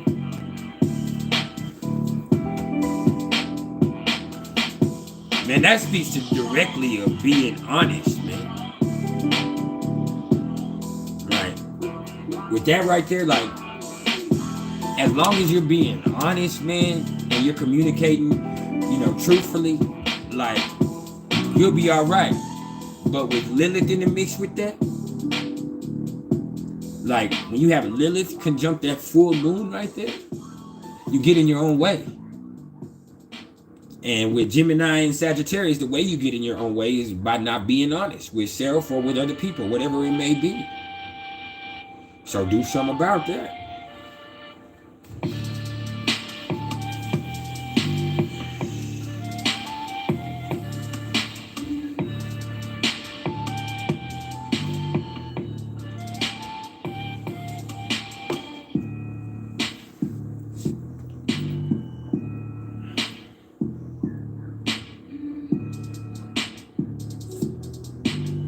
So let me tell y'all. I'm not gonna come live tomorrow. I'm gonna come live Wednesday with the Hump Day special, talking about relationships, love, sex, intimacy, insecurity, infidelity, lies, videotape, all kinds of shit. It's gonna get juicy. And then we're gonna come back Friday again, with Unfiltered Friday.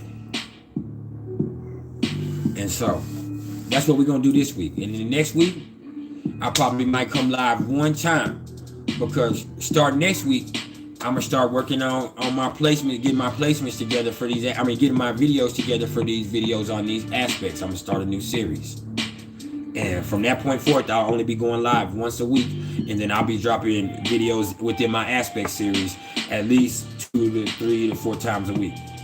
So you can look to that, and y'all can look to me. Just keep hitting y'all with everything that I've been hitting y'all with, which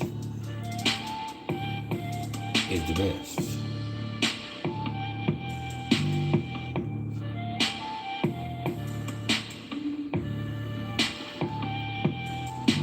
You said Sun in Aries in the 7th house. You said you somewhat know what it is, but what's my take on it? Oh, man.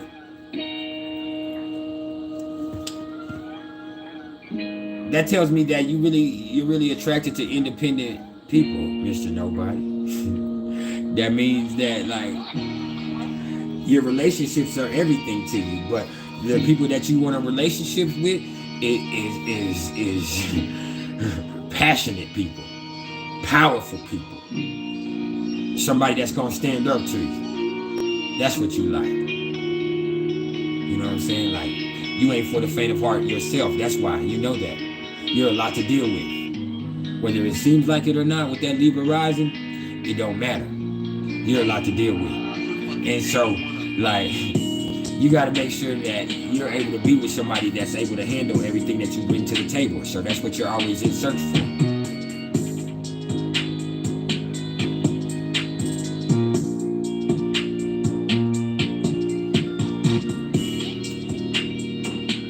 You said Jupiter, you said the transit moon is transiting Jupiter Sagittarius. Hold on.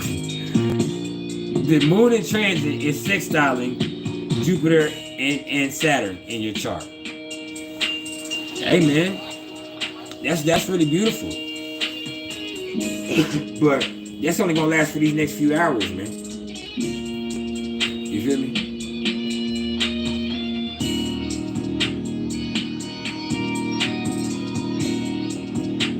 If you're talking about the moon being in transit.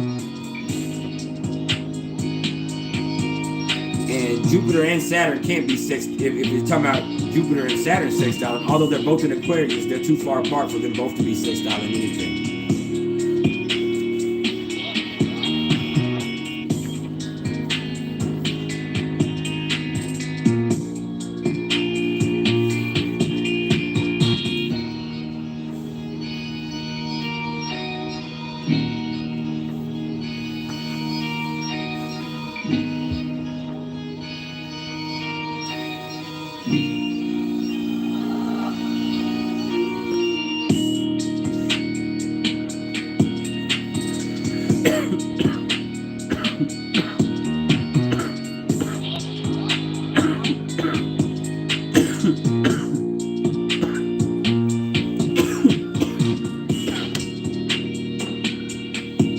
You gotta look at it like this.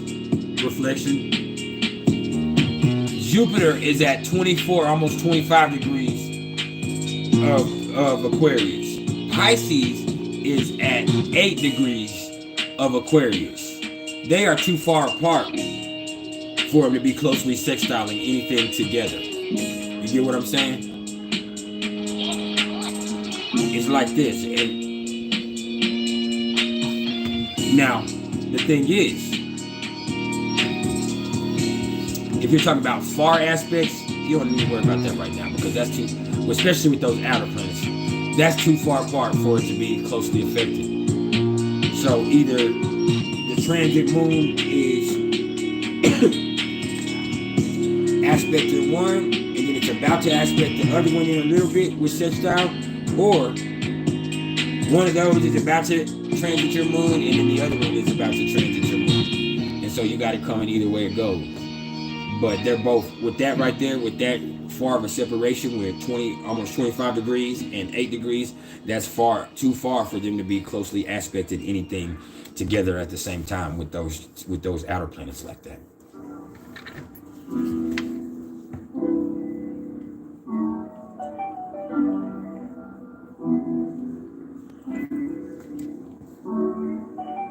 You said Neptune conjunct your natal moon in Pisces, Moha. Shit. I had that going on last year. That's scary. That's learning to be very. That's where your spirituality comes to play. That's where you're gonna be. That's where you're gonna be. That's where you're gonna be tuned in. You know, to the fullest, to that other plane. But understand that's Neptune. So make sure you're able to get somewhere by yourself and discern what's really going on, and be able to, you know, get away from the bullshit. Because with Neptune being conjunct your natal moon, your spirituality is gonna be, you know, getting poked. But not only that, your intuition is gonna be, your empathy is gonna be, intensified exponentially. So you're gonna take on so fucking much from everything with that Neptune moon conjunction in Pisces that you're gonna have to get some time by yourself. And I'll also tell you this, that with Neptune conjunct that moon in Pisces, you got to stay away from drugs in every way, form, or fashion. Anything that can be devitalizing could really be a detriment to you. And it can really kind of take away from the things that you will be able to get in blessing otherwise. So with that, it's just about, you know, trying to make sure that you're clear and knowing that you're, with Neptune being conjunct to your moon in Pisces, you are tuned in a way that most people would never be able to dream to. You have a main line to the divine. So what you gonna do with it?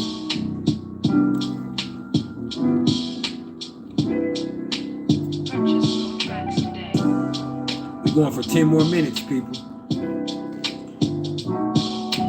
A Official Empress.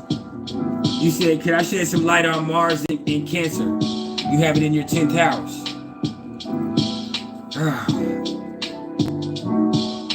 With Mars in Cancer in the 10th house, man, like, you're a very driven person, but you're driven by emotion. And so, if you can find a way to make sure that you're not being passive aggressive, if you can make sure that you're being direct, if you can find a way to get something that you care about and put all that energy into that, or that passion into that, then there's no stopping you, because Mars does amazing in the 10th house, but it does horrible in Cancer, that's very interesting, because I have Mars in Capricorn in the 4th house, which is exactly opposite to that, but I feel like it'd be extremely similar. So with that just tells me that, you know, with Mars in Cancer in the 10th house, you had some issues with one of your parents or both of your parents, you know, and, you know, one of them was pretty strict, but they also instilled a certain ambition in you. But the thing is, like, you have to care. You have to care about it, because if you don't give a fuck, like, you really don't give a fuck. But if you give a fuck, like, you're willing to do whatever it takes. You are the epitome of ambitious. So, hey, do something. Mohar, you said, what about natal sun opposite to Neptune in a transit? Is it just is it just as difficult?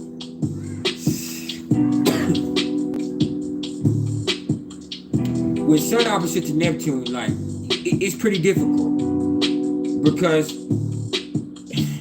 I have sun opposite to Neptune in my natal chart, and what that boils down to is confusion. You know, that boils down to confusion. But the thing about that is that'll last for a few days. You just have to make sure that, you know, you're seeing everything. With sun opposite to Neptune, you need to make sure you're seeing everything and everybody, including self, for what the fuck it really is. Because there's something that you're not seeing as clearly as you should. You said natal sun opposite to Neptune. Does that mean loss of grandparents? I don't know. I've never heard that.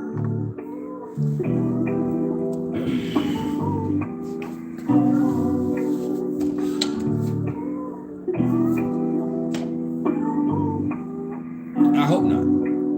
But my grandparents are already passed on.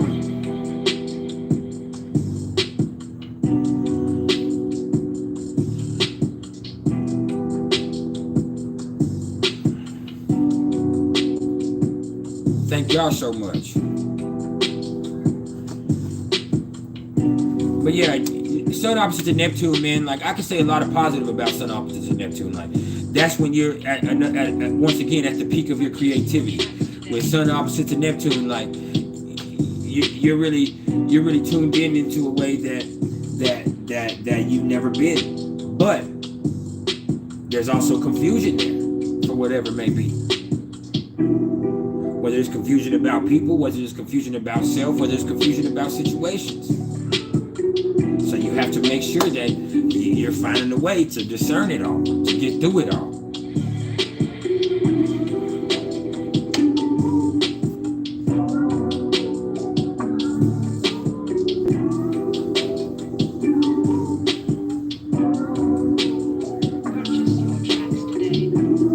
You said transit Pluto conjunct your natal Saturn in the 7th house.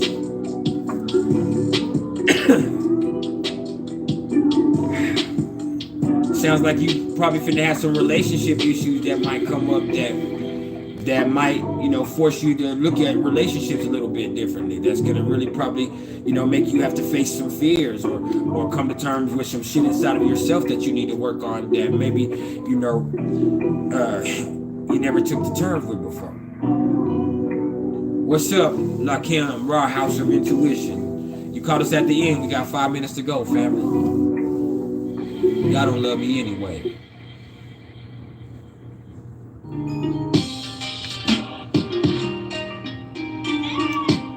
She said, what does Aquarius, Uranus square Taurus, Saturn mean? Oh, man. That says that you're stubbornly unique.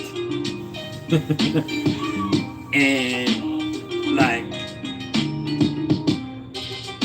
you have a very innovative mind with that right there. But you get stuck in your ways. You get too comfortable. And it's going to take a lot for you to break out of your comfort zone and get to those brilliant ideas.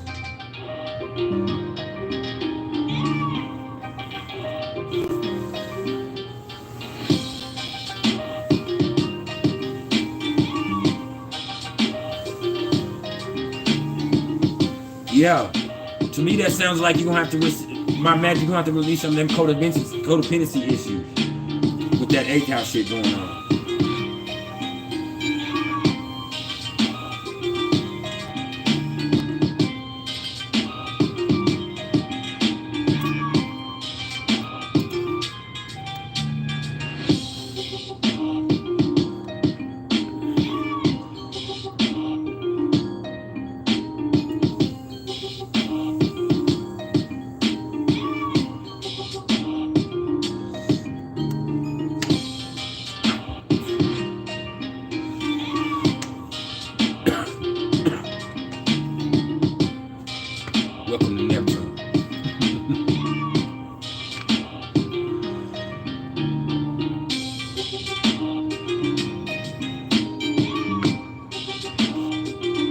Hold on, let me turn the keyboard down a little bit.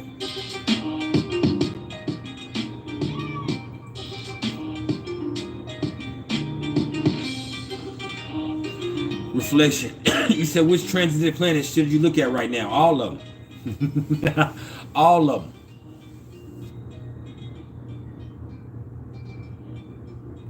Mr. Nobody, you said, why is it like when you watch something on TV, it's like you're living in it after you're done with a Pisces moon? Because you got a Pisces moon and you're like me.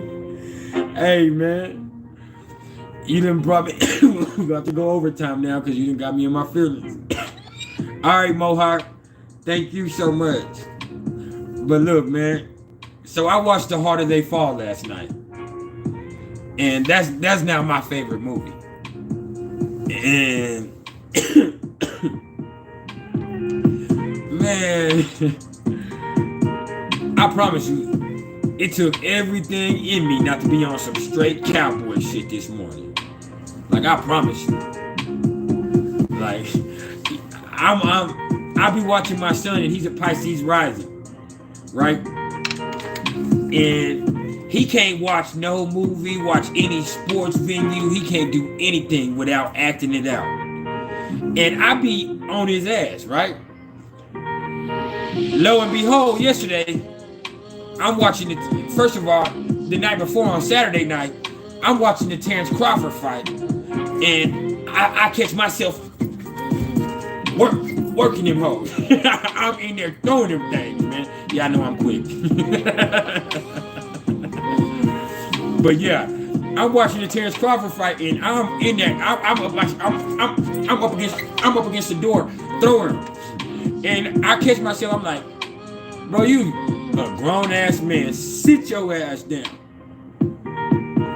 And I promise you, last night,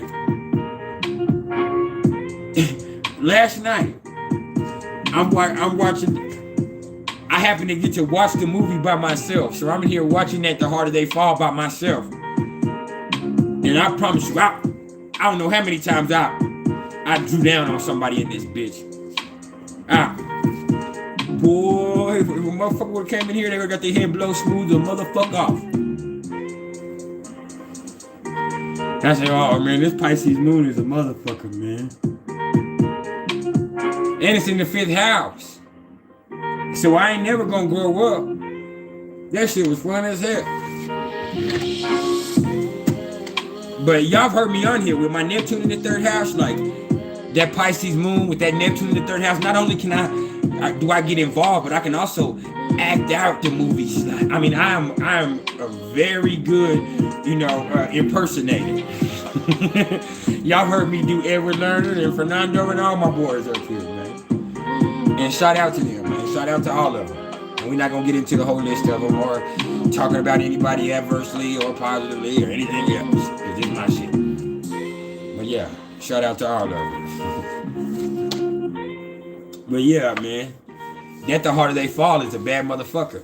And anytime I go to watching a movie and I become, enamored or intrigued with the characters, I'm always going to make sure that I go back and look at the actors' astrological charts. You know what I'm saying? So I, of course, had to go look at Idris Elba. And man, is it any fucking... If astrology ain't real, tell me why Idris Elba has Pluto directly on the ascendant. Like, hey, man. There's no other way to see that. Like, that's Idris Elba. It's Libra. But he's a Libra. He's a 0 degree Libra rising, Idris Elba, with Pluto at 1 degree of Libra. You feel me? So he has Pluto almost directly conjunct his ascendant in Libra, man. And hey, you have to understand that he plays those characters in a movie, but Idris Elba is a British man. So Idris Elba has very refined manners. He carries himself like I usually do in public. Y'all see me on here and I portray a certain persona that's a little more rash than I usually am. Because with my Libra rising, I'm also very much a Southern gentleman. I very much hold the door for everybody, so much so that it usually pisses my kids off. I hold up the whole line. If I'm with a lady and I sit there and hold the door open for all the other ladies, then it usually causes an issue. You know what I'm saying? I am very, very, very polite, just to say the least, when I conduct myself in public. You know what I mean? Like, my mama taught me very specific manners.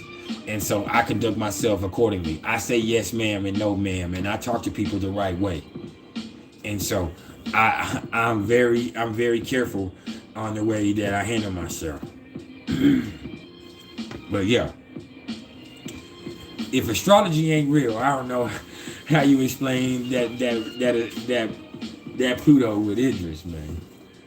Real.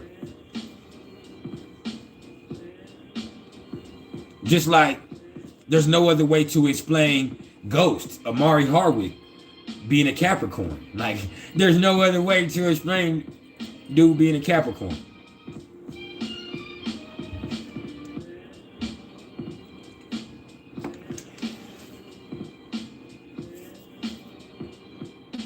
Because I remember my son's mom, who's a Capricorn, she's a Capricorn sun with a Libra moon and Aries rising.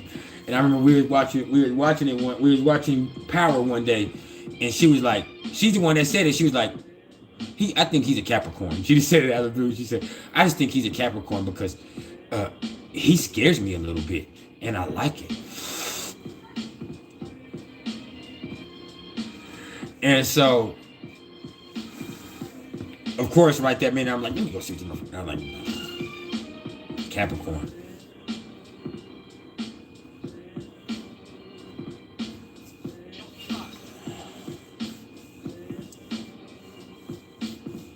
Yeah, that ghost role was made for him. He was just playing himself with his fucking... That motherfucker's intense, man.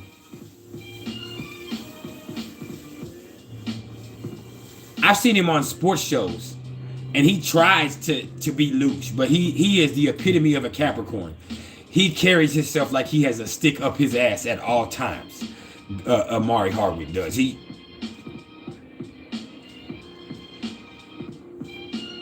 Not knowing that a Cancer will come up and slap the shit out of his Capricorn ass with a smile.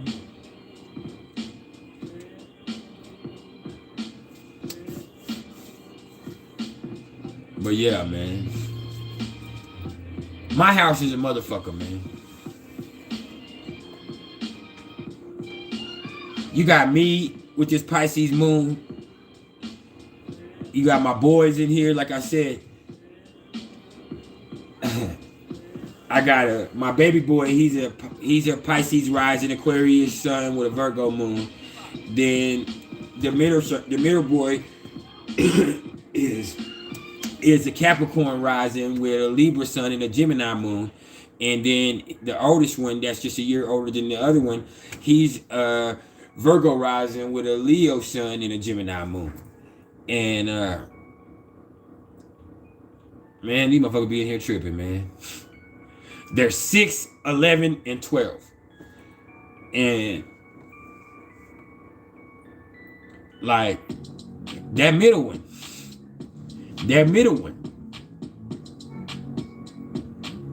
he got that, he has that Venus and Mars and Scorpio, man. And I'm telling you, that adds a whole different dynamic into the mix, man. Like, he will trip the fuck out.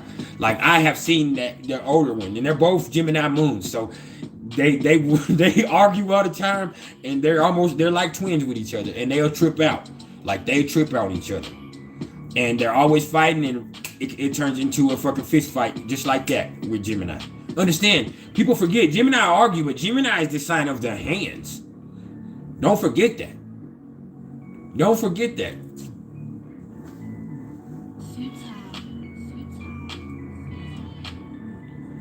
So the thing is, though, that oldest one, he's a Leo with a Gemini moon. And like I said, he got Virgo rising, but that's beside the fact. Now the middle one, and he has Mars in Gemini. That middle one, though, he got Mars in Scorpio. And he's a Libra with that Gemini moon. And he has all that cardinal energy. He in that Scorpio energy. So when he trips out, like, he trips the fuck out. And so I've seen the older ones whoop his ass like it ain't shit. But this motherfucker be sitting on the ground crying, just punching his brother in the leg.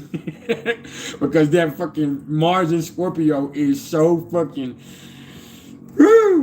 And then when it gets too far, that motherfucker gonna get up, run and get the broom or a butcher knife or something, and then it's on and pop it. Like, everybody, including myself, gotta go close the doors, be like, man, this dude in here tripping, man, because he done fucking lost his shit. And with him, man, like, you get a call at least once or twice a month that he done went off at school throwing desks, and he's a Libra. Like, throwing them desks and fucking flipping the fuck out. Well, you gotta be like, man, y'all don't have tranquilizer darts up there at y'all school? Y'all don't do that no more? Shit. But yeah, man, that's my baby. But you have to understand that. Other than that, he's a Capricorn rising. He's a Libra sun. He's very cool. He's the most pleasant person in the world. Like, he's always smiling. He's very cheerful and chippy, and he says hi, and he says nice things, and he's very smart. He knows all kinds of little facts. But the minute that motherfucker gets mad, he is fisting to do some shit to somebody. Now, the baby one, my baby, he's a whole different realm of understanding too, because like I said, now he's an Aquarius sun with a Virgo moon, and he has Mars in Pisces, but it's in the first house. Matter of fact, he had, like I told y'all, he has Uranus, Neptune, Mars, and Venus all exactly conjunct each other on the ascendant. You know what I'm saying? Some in Mars, because his ascendant, that's right at his ascendant is at 0 degrees of Pisces. You feel me? And so he has Uranus in Aquarius at 29 degrees in the 12th house. And then he has Mars, Venus, and Neptune all in Pisces right there. So he's still a Mars in the first house though. And he will only snap out of La La Land long enough to slap the shit out of the middle one, the one that'll lose it. Like, like they be in there like prisoners fighting over the TV, man, and fighting over the video game, man. And them are boys. So most of the time, it's utter enjoyment from my standpoint until it goes too far. But a lot of the time, like, I'm able to watch and see how these dudes' character develop, man. And that oldest one, he's a Leo sun, but his sun is in the 12th house. He's a Virgo rising. And so he doesn't ever trip out. You really don't ever see that Leo in him. He's very quiet, calm. He doesn't say much. He likes to read. He likes to stay in his phone. He does creative things when he's by himself in his room, which is very Leo in the 12th house-ish. But other than that, you know, he's very much an introverted person. But every so often, you're going to get a call from that school. And they got a highlight film of him putting his hands on somebody. And that's where that Leo comes out. And that's why it's in the 12th house, because this is undoing. Because if he feels like somebody disrespected him, if he feels like you hurt his pride, he is going to fight. That's him. He's cool until you hurt his pride. Because if you hurt his pride, like it's finna be an issue in this bitch. Other than that, I've never seen him get in trouble for it, even at home. Like, he is the type of kid with that Virgo rising, with that Leo in the 12th house, with that Gemini moon. Like, he's the type of kid that he can't stand getting into trouble. He's also the leader of all his brothers with that Leo in the 12th house. Like, he does not like getting into trouble. Like, he's the one person that, like, ass whoopings or getting grounded or any type of thing that makes him feel bad about himself, like, really messes him up. So he can't take getting in trouble. So other than him getting into a fight, he don't get into trouble. He doesn't ever do anything but be respectful, do what's asked of him, try to keep his brothers out of trouble. Because that middle one is a whole bunch to handle, boy. He's a whole bunch of trouble, because with that Libra and that Gemini sun and that Capricorn rising and that Mars and Venus and Scorpio, that little motherfucker is maniacal. And I love him to death. Like, that's my baby. Because I understand, me and him, I relate a lot to him. Understand that, you know? Understand that. I'm a Libra rising. But he is so nice. But watching him, I have learned how nice don't mean good. Nice don't mean good. Because he is mischievous. He is always thinking on the go. And he's not like his brother. He's not physical like his brothers in that way, because they're fixed energy. Even though his brother the baby one is an Aquarius, like, they got that fixed energy. So they're very stubborn. They're fighters. You get what I'm saying? He ain't no fighter. He is a killer. You feel me? And I'm not saying my baby is a murderer. I'm saying that, hey, he's not somebody that's going to play a whole bunch of games with you. He's not real strong physically like his brothers. He's not real, you know what I mean, real with a whole bunch of that bullshit. He likes to watch TV. He likes to read. He likes to do random things. He's very effeminate, and that's fine. Because the minute that you cross him, woo, he trips out. And he can't fight good either. He's not strong. He's just very, very... He don't care about fighting good. He's going to do something. He will lay on the ground and punch you in your ankle until you fall down. He'll bite you. He'll fucking pull one of your toes off. Like, he's Mars and Scorpio. Like, he ain't going to... Once he's mad, like, he is ruthless. And, like, even when they're outside, like here recently, there was a little issue that went on, and there's a mom that comes knocked on my door. Boop, boop, boop, boop. What happened? She got her son in her hand. Her son got his eye bleeding. What happened?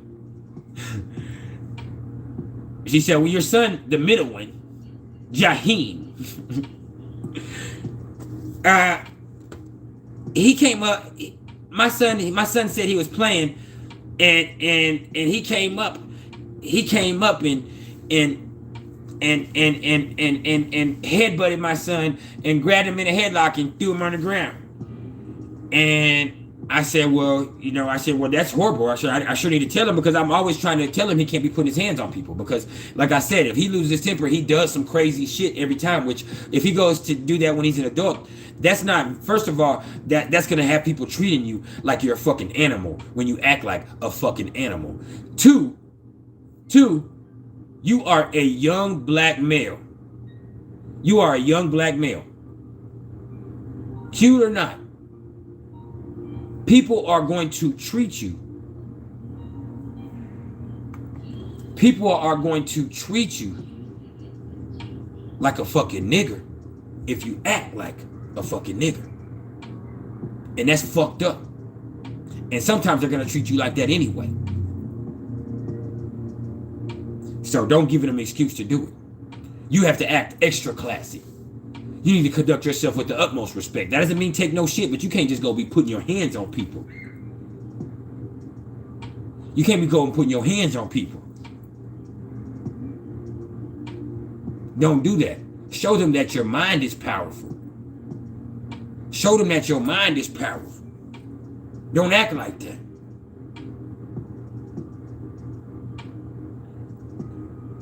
And so I know this because I've been treated like that because I acted like that. And so, anyway, I said, I'm going to talk to him. So when the boys get here, I asked them, like, man, what happened? And they just simply said, hey, man, they was talking about mama. They was talking about our mama. And Jaheim is the one. Like, he's got all that cardinal energy. And it makes perfect sense. Like, he has that cardinal energy. Whether his oldest brother could whoop all their ass or not, because he could have cleaned the whole shit out. Because that's what he does when he's in a defense mode. Whether his brother could have did that or not, or the baby one would have tricked out or not, no. He's a Capricorn rising. Even though he's a Libra sun and that Gemini moon, he also had, like I said, he has Mars in Scorpio. He has Venus in Scorpio. Like, he's not the type of person, like, oh, no, you're not talking about my mama. And so he's finna go do something. Out of all of them, he's the one that's gonna do something. You know what I'm saying? And that just makes the perfect sense. But, you know, you got to teach your kids to operate into love, man. I don't want anybody to be raising, you know, to be raising anybody to be violent, man. But I also don't want anybody to raise anybody to take any shit. And so with that being said, just remember that just because you built like that, you don't have to build like that. And that's the beauty of it. I love y'all.